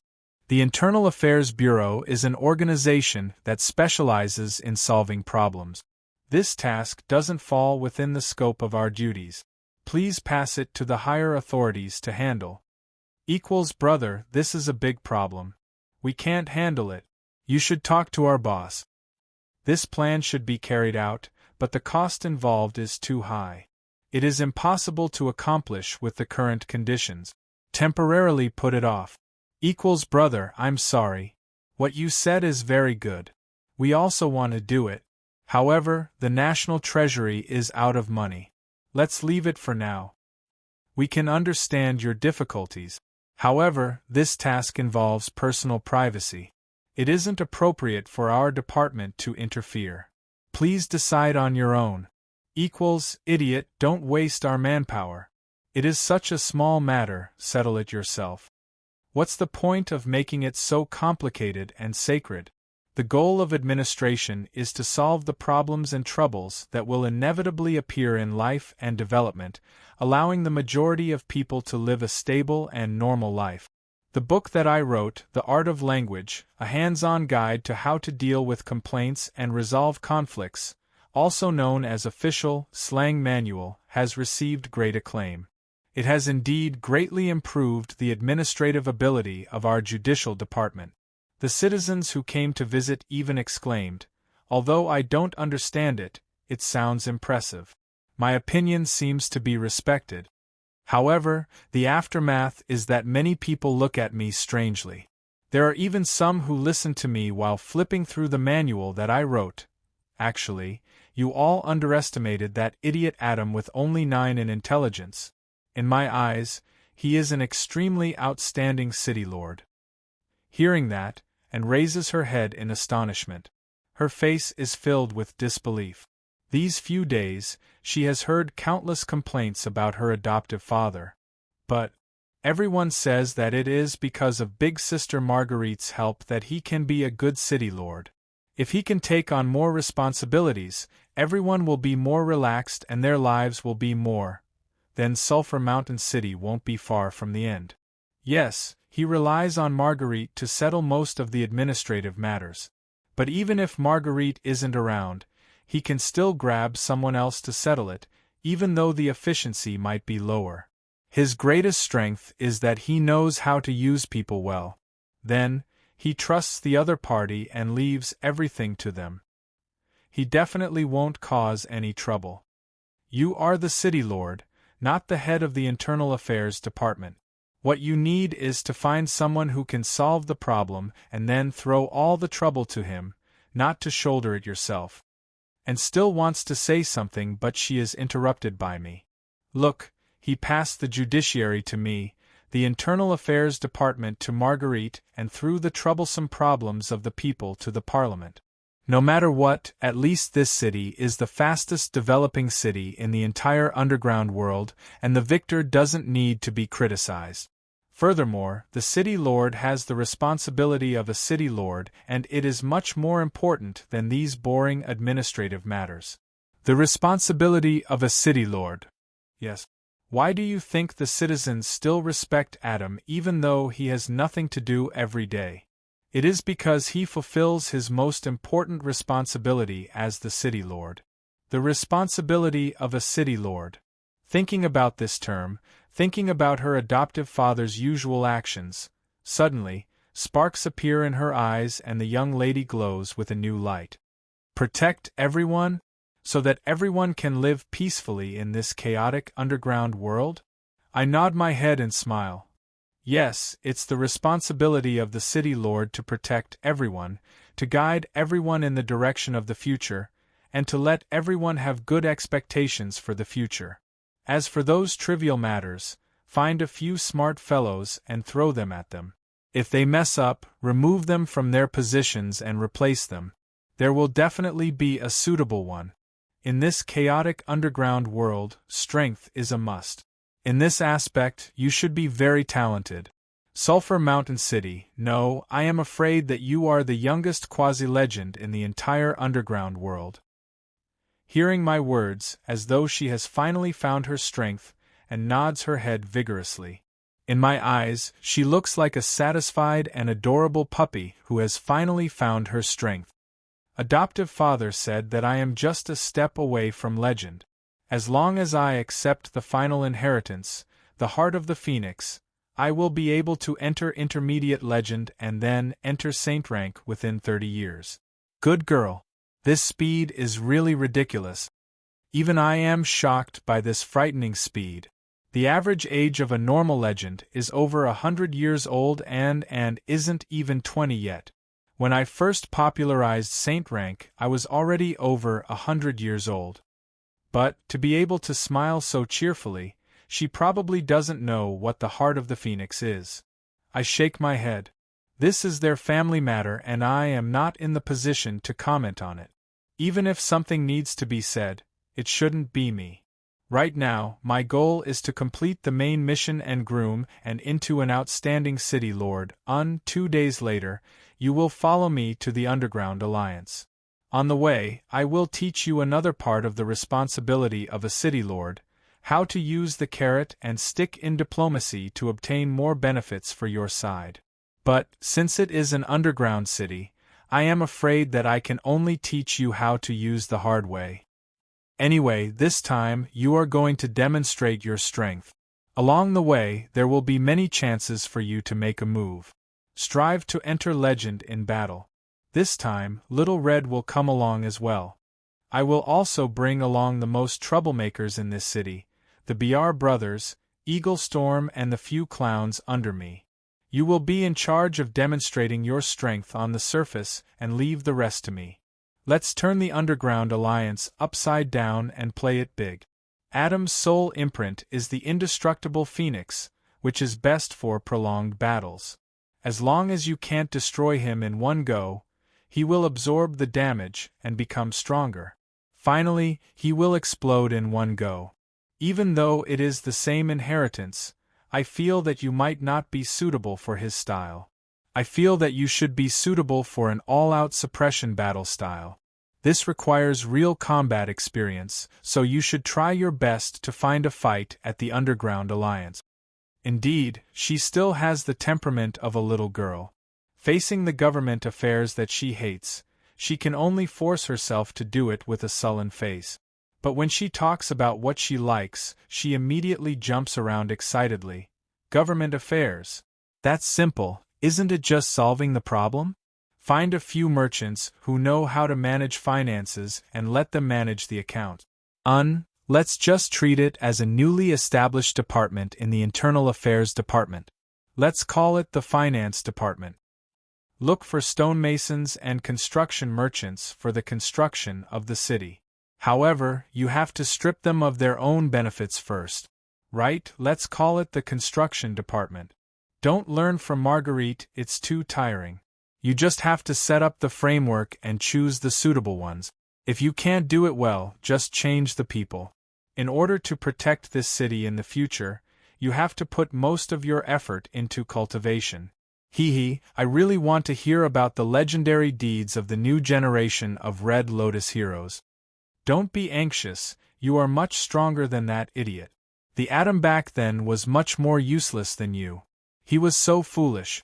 The first time he was dealing with someone else's family affairs, he actually, slowly, and, whose emotions kept changing and who hadn't slept for 2 nights, felt extremely tired. As she listened, she actually leaned on me and fell asleep. Looking at the young lady who had fallen into a deep sleep, I couldn't help but think of the past. Humans are really mysterious life forms. Yesterday, you were still a naughty child with a runny nose. Today, in the blink of an eye, you are already an adult. Back then, when Atom brought and back, she was only a little child. Now, not to mention that she is about to become an adult, she even intends to take on the heavy responsibility left behind by her elders. Looking at the dark circles under Anne's eyes, I couldn't help but feel a little resentment towards Marguerite. Really, she is so lenient towards that idiot Atom but so strict towards Anne. Atom too, the heart of a phoenix, such a heavy burden. Are you sure that she can accept it after knowing the truth? Uncle Bones, Big Sister Marguerite, Father. Suddenly, the sleeping young lady cried out our names. Don't go. Don't leave and behind. And we'll be obedient. Her sobbing voice made my hand, which I had stretched out to wipe away her tears, pause. I never said that I was going to leave, and Margaret and Atom wouldn't spread the news of the City Lord's death either. But it seemed that we had all underestimated this seemingly carefree girl who didn't care about trifles. After a while, I continued. I used my sleeves to wipe away her tears and caressed her hair. Even I couldn't hear the apologetic murmur clearly. I'm sorry, little Anne, adults are all selfish. We are all a bunch of selfish bastards. But what I didn't know was that there were 2 other people in the City Lord's residence who said the same thing as me. I knew it, letting Roland come would solve the problem. Don't blame yourself, Marguerite. Little Anne is actually much stronger than you and I thought. Don't cry, Marguerite. This isn't like you. If you can't bear to, you can still stay. Yes, the young lady who was sobbing silently at the corner of the wall was the one who accidentally hurt Anne and asked for my help. Then, due to her worry, she went against her principles to eavesdrop on us, the always calm Saint Marguerite. Hearing the sarcastic words of this heartless man, Marguerite, whose eyes were still brimming with tears, was instantly filled with anger. You can still choose not to die. Isn't everything resolved then? You selfish bastard. If looks could kill, Atom's heart would have been pierced by thousands of arrows. Yeah, who asked us to be selfish adult? It's just that we have let little Anne down and… don't worry too early. You are laughing? You are. Don't worry, I'm Annie's father after all. How could I not know what she wants and needs the most? Don't worry, I've already made arrangements. In the end, it'll definitely be a happy ending, a big one. I will believe you one more time, the last time. You selfish bastard. This was the angry roar of the saint who was grinding her teeth. Chapter 32. By the time I left the City Lord's manor, it was already rather late. However, I really didn't want to return to the jail cell. Jail cell? Yes, the Lich Roland was still being detained by the jail cell for causing that huge commotion. All he did was sneak out. Although planning a large-scale streaking didn't break any laws and couldn't be considered a crime, locking him up for 3 to 5 days to reflect on his actions so that he wouldn't commit the crime again was something that had to be done. Right now, I summoned a skeleton and put my usual accessories and clothes on him. Then, I left a bit of magic on him and pretended to be a lich who was taking a nap while I slipped out. If it was any other day, in order to not be discovered, I would have to quickly slip back.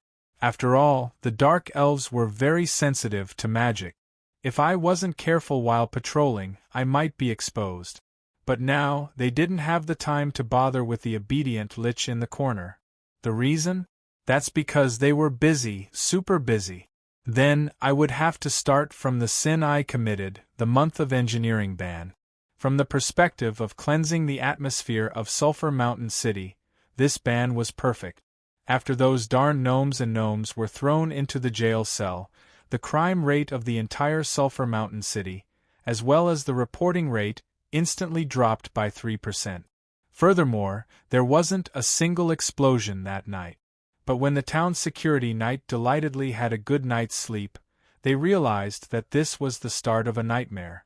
What is more difficult to deal with than a single problem is when several problems pile up together. When the many master engineers united in the jail cell, when the banner of the first Sulphur Mountain City Engineering Exchange Conference was raised, even the knowledgeable me and my companions were stunned. The gnome master engineers exchanged their experiences of exploding and being exploded. The gnomes exchanged their new ideas and new method. Alright, mainly they exchanged their methods of courting death. In fact, when their bodies were searched clean, in their extreme boredom, the gnomes even started arguing about the product of the fusion of two types of engineering. Initially, I was quite interested in fanning the flames by the side. We can create a gnome lumberjack the size of a mountain. With a chainsaw, it can chop down the ancient war tree of the High Elves? Impossible? Will it be overweight? Child, why are you so unimaginative? Did you forget that there is more than one master engineer here? As long as we use the gnome's electrical conduit and decompression spring, not only will it not be overweight, it won't explode too quickly. We can build a giant mechanical fire-breathing dragon and then paint the horns on its head red. That way it will have 3 times the speed. We can create an airship with a rotating head and use it to drill into the ground. That way we won't have to pay the toll to the dungeon guarding the surface passage. However, I soon discovered that something was wrong with the situation. These fellows were too active. When I mentioned the fusion technology and the new research topic, they were so happy that they actually started fighting. No fire source? The heel of my shoe is a lighter. When the flint strikes the ground, there will be sparks. No spare parts? My younger brother-in-law is even a part-time fire grate mage. Melting a few metal rods to make components is nothing. No gunpowder? I'm a master of both goblin alchemy and goblin engineering. Come, pick up that soap. No, I'm not gay, I just want the soap and the animal fat from your lunch as raw materials. Watch me refine nitroglycerin by hand. This is a unique skill I learned from the sealers in the Northern Roost. Ever since I mastered this secret method, my mother no longer has to worry about my nitroglycerin thruster running out of fuel. No fuse, catalyst and spring? Wait for me to take off my clothes. Hey, I'm really not gay. Look, this shirt has been soaked in liquid RDX. I can detonate it by tearing off a piece of cloth. The goblin beside him looks at him with reverence. The meaning behind it is you are the model of goblin research spirit. You even dare to wear such a thing. This set of buttons is the most basic tool set. There's a wrench, a screwdriver, and a pair of pliers. You want it? I'm not selling it. This is a birthday gift from that clever lich, a symbol of our precious friendship. If you really want to buy it, it's not impossible. I'll only sell it for 30,000 gold coins. Proudly stroking his hairless chin, the green-covered gold-tooth BR grinned at me and gave me a thumbs up. Looking at the BR brothers who seemed to have become the leaders of the group due to their outstanding skills, watching them enthusiastically dismantle the metal rods, melt the spare parts, and refine soap and animal fat into explosives, I was so frustrated that my intestines turned green. If I had intestines. I swear, when I get out, I will find a reason to throw them in jail. Crime? If nothing goes wrong, if I allow them to continue messing around, there will be one soon. Alright, in order to prevent the watch house built with the citizens' tax money from being blown up into the sky, and more importantly, I don't want to be blown up into the sky. Thus, I called for backup without hesitation. Eliza, hurry and report to the town security headquarters. Tell them that the goblins in the watch house are making a huge bomb that can blow up the entire city. Alright, the rest is simple. When the town security arrives, together with the guards of the watch house, they ruthlessly suppress this bunch of lawless master engineers. But this is just the beginning. Once the flame of truth is lit, it can never be extinguished. Goblin Master Engineer Goldtooth BR. Their communication and collaboration only moved from the surface to the underground. All kinds of engineering blueprints flew around like an underground intelligence network, and with just a glance, they were able to transmit information. Furthermore, the idea of Sulphur Mountain City's master engineers working together on a huge project was leaked to the outside world through an unknown communication device. After that, there was an endless stream of master engineers from the outside world who took the initiative to commit crimes, seeking a chance to join this gathering. They even brought along precious spare parts as a membership fee. In the end, the moment the guards turn around, they start to work noisily. When the eyes of the guards stare at them, they whistle to the sky, pretending to be innocent. Helpless, all the town security could only get into position, each of them keeping an eye on the other, guarding to the death. Naturally, the other prisoners were able to relax. I also made use of this opportunity to sneak out to see Anne. That's the end of my recollection. The current watch house is like the mouth of a volcano, capable of blowing up the sky at any moment. The literal meaning of blowing up the sky, or perhaps, blowing up the sky is more suitable. A gentleman doesn't stand under a collapsing wall. Furthermore, I have never thought of myself as a gentleman who scrupulously abides by morals, so I definitely wouldn't take the initiative to enjoy an explosion. Then, before they go overboard, let's find a place to kill some time. Let's go and see Little Red. What surprised me was that after contacting her, I found out from her subordinates that she wasn't at home. This is the biggest loss she has ever suffered in her life, so she must be furious. Now, if she isn't looking for someone to fight, then she can only go somewhere else. As expected, when I reached the largest bar in the central district, Fiery Rose, just as I walked into our usual private room, a familiar voice sounded from inside. "Roland, come and drink with me." What, you turned into a human form to drink alone? Alcohol isn't good for your wounds. Yes, similar to a human delinquent girl, Little Red, who is also in her rebellious phase, also loves to drink and fight. Now that there isn't a suitable opponent to fight, naturally, she can only find a place to drink. That's something that you weak humans need to avoid. To me, drinking a bit of alcohol is just the right way to stop the pain and sleep more comfortably. Opening the curtain, the one in front of me who is holding a wooden barrel and pouring alcohol, and what's more, it is the strong alcohol of the dwarf. It is a beautiful woman with black hair and embroidered eyebrows. Her long black hair is as smooth as silk, her crescent-shaped embroidered eyebrows add to the elegance of a woman. Her figure is extremely tall and the tight-fitting leather clothes accentuates her perfect figure. Her slender arms are as white as snow, her eyebrows are delicate, and her green fingertips are tinged with blood. Just by looking at her appearance, she gives off the feeling of a lady from a scholarly family. Currently, her left eye is covered with an eye patch and her body is wrapped in bandages. There is also the smell of medicinal alcohol all over her body, making her look even more delicate. But the moment she opens her eyes, no one would treat her as a weak lady. The wildness in her eyes, no, it should be said that it is the gaze of a predator sizing up its prey, would make the weak feel that their lives are in danger and tremble in fear. What, disappointed? Do you think that a red dragon lady will turn into a cute red-clothed lowly in human form? Too naive, giant dragons like to turn into little girls? This is the stereotypical prejudice that comes from reading too many night novels. Why? In the wilderness, a little girl with incredible martial prowess had suddenly fallen. The ground was clearly covered in mud and dust, but her gorgeous clothes were spotless? Even a fool would know that there is a problem. Back then, this dragon lady did read too many night novels.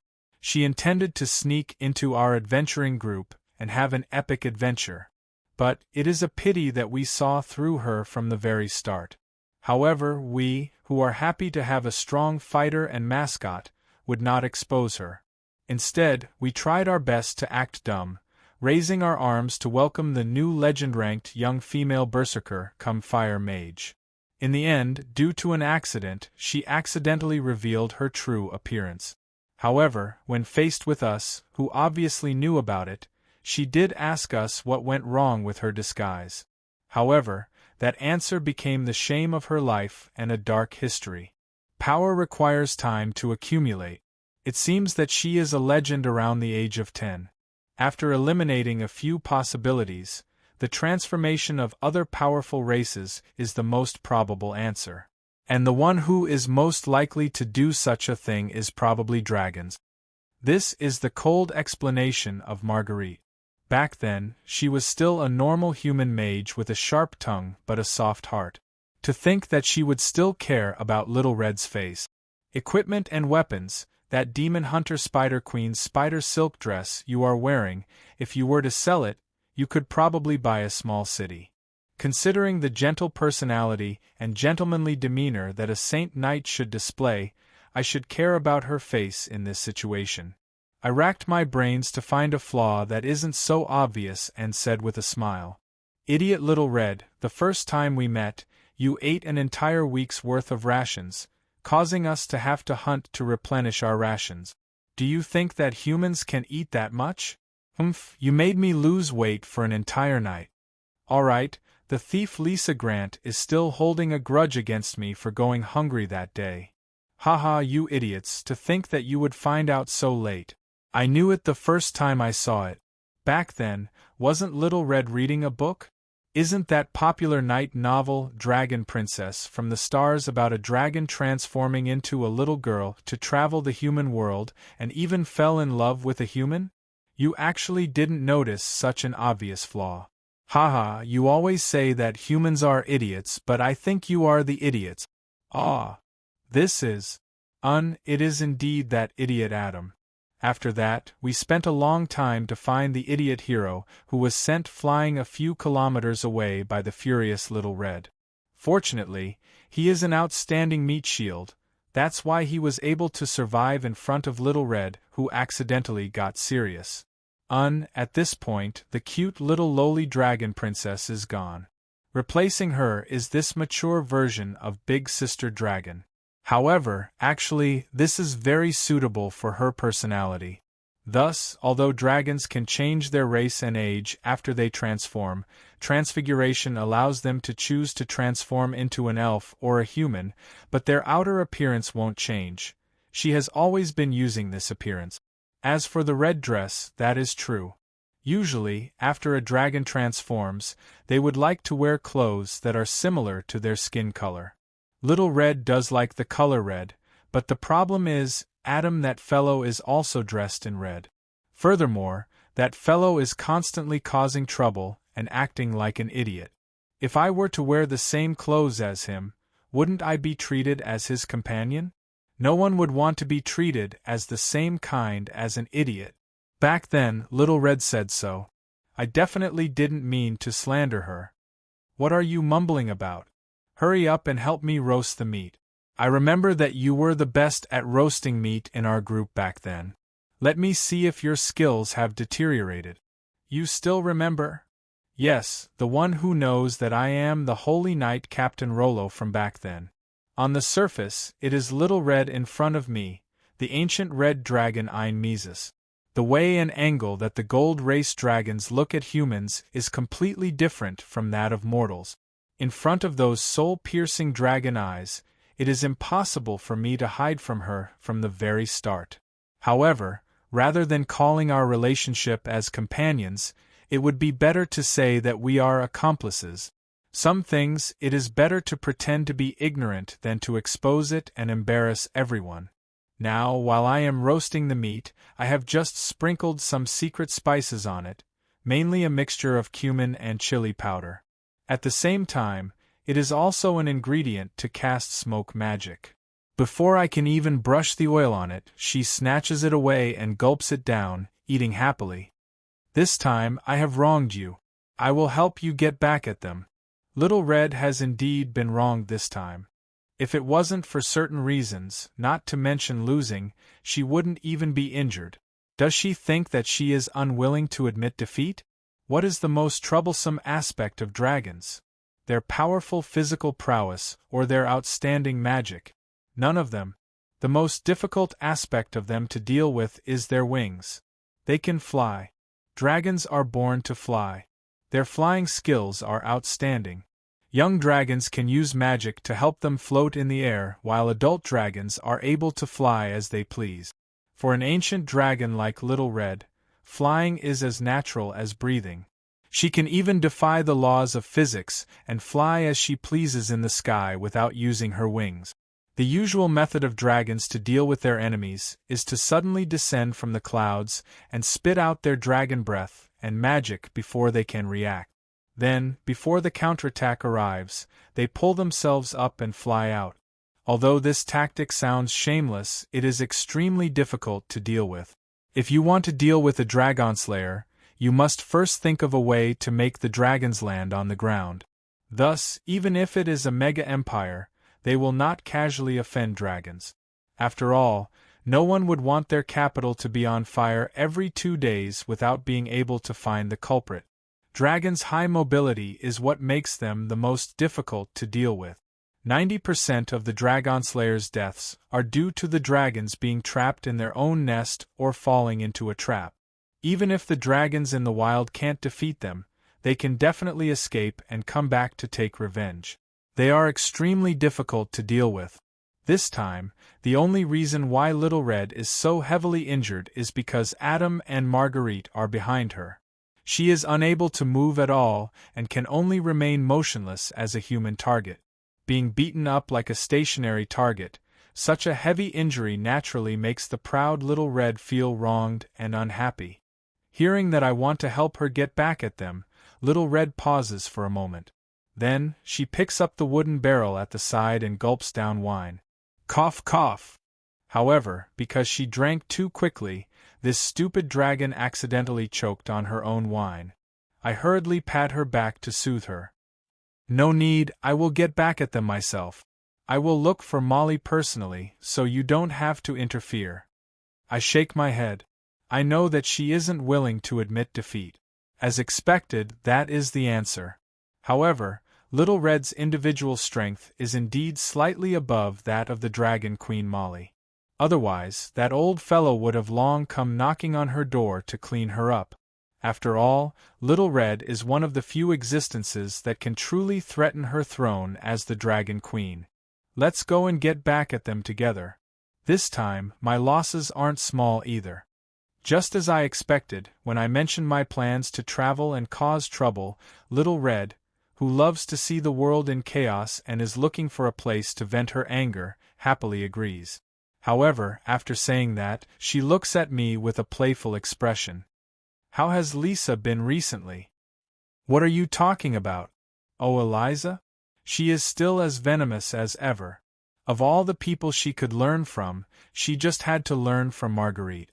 She is getting more and more difficult to deal with. Just 2 days ago, she caused me to be arrested and sent to the detention center. Picking her up back then was the wrong choice. Don't play dumb. You know that my dragon eyes look directly at souls. Eliza should be Lisa, the last member of our adventuring party. Back then, the great thief whose goal was to become a millionaire, the Lisa Grant that fool Adam had a crush on for half his life. Eliza is Lisa with an emphasis on the prefix E in front. Such a simple alphabet game, I reckon that only that fool Adam couldn't see through it. When did you see through it? From the moment you brought back that half-demon girl, which is also from the start. You aren't much stronger than me, your disguise is full of flaws. However, you are really incredible. I remember that Lisa is clearly dead. Even her soul has returned to the source. Wait, half-demon, you can't be going to the river of the dead to find her, right? Yes, the human Lisa is already dead. The current Eliza is a new life and soul. It can be said that Eliza is Lisa, but at the same time, she isn't Lisa. Looking at the interested little red, my face is bitter. Looks like it is time for me to explain some of the matters back then. Chapter 33. The grayish-yellow oil lamp swings in the wind. In the hall not too far away there is the singing of bards. The wind also brings along the sweet scent of wine and the snoring and chatting of drunkards. The atmosphere of being in a trance in the river of history is intoxicating. It seems that this is indeed a good place to reminisce about the past. Clang! I toss out a magic gold coin and it turns into an invisible isolation barrier, blocking off all possible spying gazes. There are some things that I have to explain. Then where should I start from? Let's just repeat the same old story. That cursed chaos and heartless order, that eternal war that dragged all races and lives into it. Just like what I mentioned before, this war will never end. Then why is it never ending? Logically speaking, when both sides suffer a certain amount of damage, it will definitely stop. Then I have to start from the source. Life and death, the cycle of reincarnation never ends. As mentioned before, after the death of every living being, if they believe in the order gods, their souls will be guided up the heavenly pillar to the celestial territory of the order gods and become a petitioner to provide them with the power of faith or a god's envoy or god's attendant to fight for them. Among them, the highest level would be the various battle angels. Basically, if you believe in a certain god, you will become a member of his divine realm. Petitioners are the lowest level of existence in the divine realm. They only need to pray continuously to provide the faith force to the god.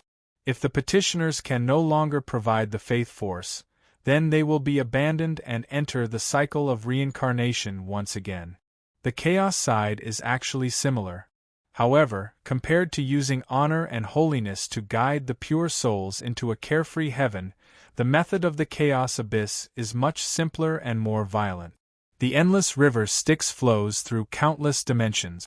Using the saying of order, cursed souls of the wicked will forever suffer the pain of the river Styx's corrosion. In reality, souls whose attributes lean towards chaos and those who don't believe in the gods of order will enter the river Styx after death. However, due to the fact that souls leaning towards chaos tend to be selfish and reckless, it isn't wrong to say that they are wicked. Alright, the souls of those who died on the side of chaos would flow along the river Styx through countless worlds and dimensions. If they were attracted by the rules of those worlds, they would climb ashore and be reborn. For example, if one climbed ashore in the Rift Plane, one of the main battlefields of the Eternal War, then the evolution direction of the newborn spirit would most likely be a berserker demon. If one climbed ashore in the Raging Flames scorched plains that was filled with black chaotic flames, then it would most likely become a fire-type evil demon. The end of their evolution would most likely be a powerful Baylor demon. Of course, every world and dimension had their own preferences.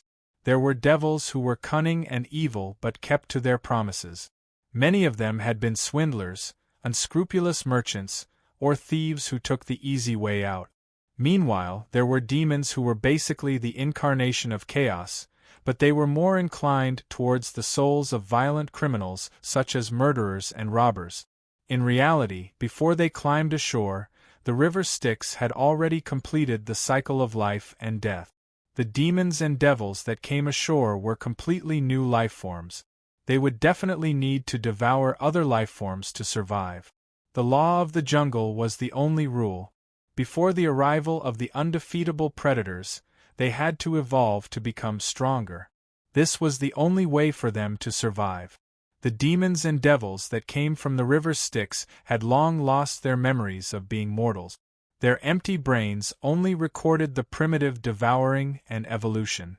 Every demon that had evolved to a certain level would have devoured countless of their own kind. Talking about the beauty of order and peace, talking about cooperation and coexistence with them was as laughable as talking about social harmony and helping others to a villain who rose to power by smashing and robbing. Wasn't that basically denying the value of their past existence?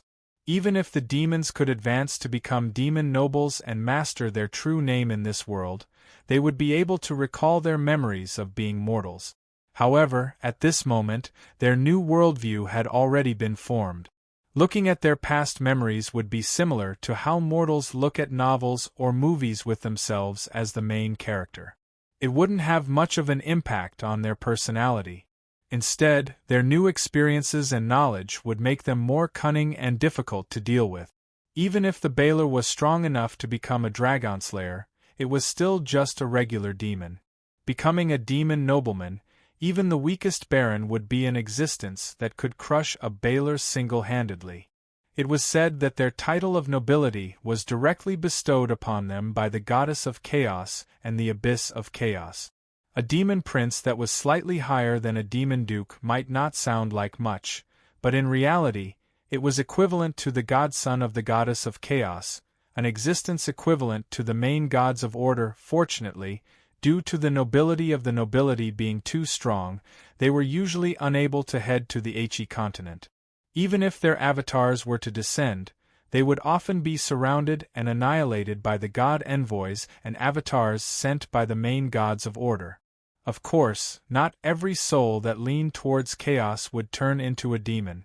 Most of the souls would be unable to reach the shore and could only reach the end of the river Styx, the abyss of chaos, to reincarnate. Alright, if there is life, there is death. The souls of the dead would be reborn and become new soldiers of both factions. Then, the eternal war would naturally never end. These are the rules of the world. Common sense similar to the sun has to rise at daybreak, the seawater is salty. But 100 years ago, there was a person who attempted to break this rule. He attempted to stop the sun from rising. He attempted to let the living die, allowing the dead to build a country. He attempted to make the holy light disappear. He is Lord Yongya. Yes, the me who went crazy back then. Since it is a dark history, let's not talk about it anymore. No matter how I refute it, Lisa still died under my army. She died in the hands of one of my most capable 4 heavenly kings, the Bone Dragon Queen Grey. Sin, which is equivalent to indirectly dying in my hand.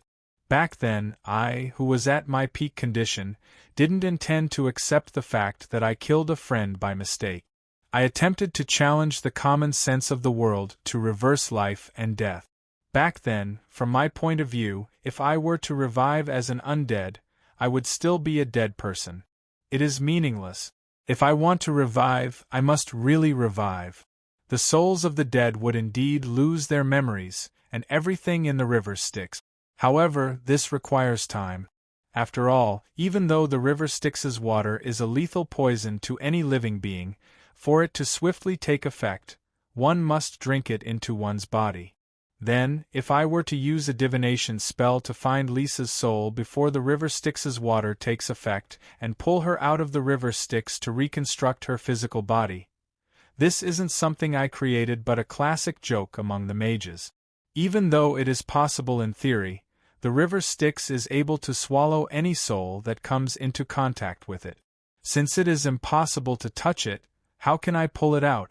Even the great demons who are able to use secret techniques to extract a portion of the river Styx's water to create medicine wouldn't dare to touch the river Styx directly. They don't want to start evolving from the lowest tier of demons. Falling into the river Styx is the most vicious curse among demons. However, this concept needs to be corrected. The river Styx is the river of souls in this world and also the mother of all living beings. Indeed, it is able to pull any soul in this world into it. However, if that soul doesn't originate from her but from another world, for example, a transmigrator from another world, back then I broke out in cold sweat. Fortunately, my theoretical guess was correct. However, the truth proved that this little bit of luck was the beginning of misfortune. You are insane. You are challenging the order established by the god. You are challenging the dignity of the malevolent gods of chaos and the gods of order at the same time. You're courting death. The shock and roar of the gigantic dragon is right beside my ears. Other than nodding my head bitterly, what else can I say? Yes, looking back now, I was indeed on the verge of going insane. To completely break the boundary between life and death, I am really insane. If there is a first, there will be a second. If the dead aren't successfully converted, then what is the point of fighting between order and chaos? Both sides wouldn't allow me to mess around. Little Red takes a big gulp of wine. Who did you meet? A true god descending to the mortal world? If it is just a clone, you should have been able to escape even if you couldn't defeat him back then. Death God Ale, the first undead, the most ancient god. Clatter! The wine cup shatters on the floor, and the fragrance of wine permeates the air. The ancient red dragon Ain's Mises opens her mouth wide, allowing the wine to flow freely. That extremely idiotic look is really rare. Hey, image. If this idiotic look spreads out, how are you going to get married in the future? I remind her out of goodwill, but she pulls her up, pushing her nose against her nose, eye to eye. You don't joke about laughing. In the millions of years of history of us dragons, no one has ever made a move 3 times and the opponents were all true gods. Do you think that you are incredible? You are just a recent semi-god undead emperor. There are many of them in the ancient times. You don't even have the qualifications to make any of them make a move. Her words of doubt are enunciated one by one. Her dragon eyes are filled with disbelief and doubt. I am not joking, laughing, it really is Air, the most ancient god, a super senior who has followed the goddess of chaos and the goddess of order, the oldest king of the mountain tribe, the predecessor of the devils, the oldest death god who gave all undead freedom and wisdom. Then why are you still alive and kicking? I don't think that a semi-god can escape from his hands. The true gods that he targeted have all fallen. You are just a semi-god undead emperor. What right do you have to survive? Recalling that gray figure that represents death itself, that blood-red rose on his pale fingers, I can't help but shiver. I also feel that it is a miracle that my soul and body are still alive. Now that I think about it, the death god Ale never replies to the prayers of the undead, but he still represents death itself. Perhaps, his divine concept and concept of existence is to maintain the order of death itself. In other words, as long as the river Styx isn't touched and the souls of order aren't obstructed from returning to the side of the gods, he definitely won't make a move. Back then, I touched the river Styx, directly stepping on the red line. I was really courting death, seeking my own death. I subconsciously take a sip of wine, but helplessly watch as the wine drips down my chin and wets my clothes. I shake my head and smile helplessly. That was the most pitiful and pure defeat I have ever experienced in my entire life. He only used a single clone to descend to the mortal world and attack once, yet he easily defeated me. Even my soul was half destroyed, causing my power level to plummet. From then on, I gave up on the possibility of ascending to godhood as an undead. That is because I would have to challenge the death god Ale. Over the countless years, the position of the death god has never changed, which means that it is impossible to do. No wonder Adam and Marguerite were able to defeat you back then. Even now, he is probably still brooding over it, suspecting that you went easy on him, but he didn't expect that it was because you were too heavily injured back then. Hee, since it is impossible to establish an undead empire and the Demon King is destined to fail, why don't I give the glory of defeating the Demon King to my brother? However, due to the drastic drop in power level, a flaw appeared in the original plan, which was seen through by Marguerite. My fake death almost turned into a real death. This should be the only accident. You still haven't told me how you escaped from the hands of the death god Ale. Are you wondering why it is impossible to establish an undead empire? Actually, it is very simple. From Ale, I found out that the Order gods wouldn't allow the undead to completely replace the living. That way, the cycle of life and death would be broken. An undead empire that takes up less than half of the world is already the limit of what they can accept. An irresistible force smacks my head and Little Red's questioning voice resounds in my ears. I ask you, how did you escape from the hands of Ale? You are not allowed to change the topic. You are not allowed to speak nonsense. The soul fire flickers in my eyes.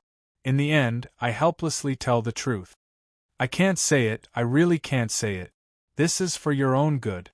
The dragon lady tilts her head to the side and pouts her lips. Her beautiful face is filled with disdain. Even if you don't say it, I can still guess it. Isn't it because of that mouth of nonsense that you are most adept at? Ale, who isn't from any god system, is a famous rebel. He should be the same as you, dissatisfied with the current world. Perhaps you might have come to some kind of conspiracy agreement with Ale, such as overthrowing the current order together. Woo-woo, the words that she was about to say after that can no longer be said. My bones are stuffed directly into her mouth. Being ambushed suddenly, her black pupils are filled with rage. Then, her eyes turn and she seems to have guessed something. Then, the rage turns into surprise, followed by panic and fear. I couldn't have guessed it right? Tell me, this isn't true. Lord Ale, please spare me. I am still young, I haven't gotten married yet, I haven't raised a dragon yet. I don't want to be silenced. Relax, you still don't know anything. If you don't know anything, why would Ale look for you? You are only here drinking and chatting. You didn't guess anything, didn't think of anything. Under my consolation, she only calms down after a long while. Remember, I don't know anything and you didn't say anything either. Dragon God, please go ahead, I won't make any wild guesses anymore. I can't say it, I really can't say it. I nod my head and wipe away a non-existent cold sweat. This fellow, how can she make such wild guesses? As expected, she is a super jinx as usual, a professional leaky spoon. Right? What's going on with Elisa? Why would Lord Ale let her off? Even though it is obvious that she is trying to change the topic, how can I not be tactful? Because I was pursued by Ale, I randomly teleported Elisa to a faraway place. When I regained my ability to move, it was already 3 days later. However, Elisa was still struggling to survive alone in the ruins. Furthermore, she has already been corrupted by the laws of the plane, turning into a half-demon. What's left is that I settled her down and brought her to Sulphur Mountain City. You should know what happened after that. Half-demon? It shouldn't be. Most half-demons are the descendants of demons. Through a ritual, their demon bloodline awakens and awakens their demon bloodline to obtain power. On the other hand, an existence like Elisa is an existence that was corrupted by the laws of the world before her death was completely transformed into a half-demon, half-human existence.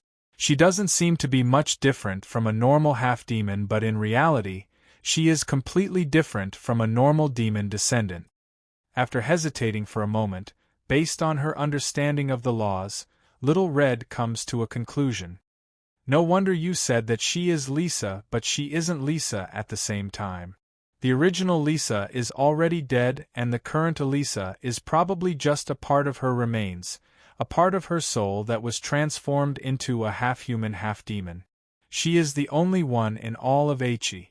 Indeed, Ale also told me that as long as a person comes into contact with the river Styx, that person would be completely dead. The ones who come to shore after that would only be newborns that were made from their bodies. Even now, the abyss of chaos is still summoning her soul in an attempt to completely transform her into a demon. She came to shore from the raging flames-scorched plains, so she should have been transformed into a fire attribute demon. That is why I imparted her the ice magic of the opposing fire attribute in order to resist the corrosion from the source. You are really stupid. You did all of this for nothing and you almost lost your life. I have nothing to say. This is the stupidest thing I have ever done in my life. However, I don't regret it. Have you ever regretted anything in your life? Don't talk about regret. I have never seen you depressed before. After pondering for a long time and recalling the countless incidents that made me sad and sorrowful, I finally smiled. Not at all.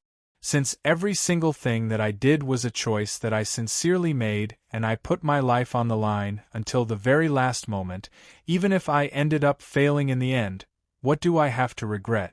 Regret is just a denial of my past life. Even if I fail, I can just learn from my mistakes and try harder the next time. Of course you don't regret it.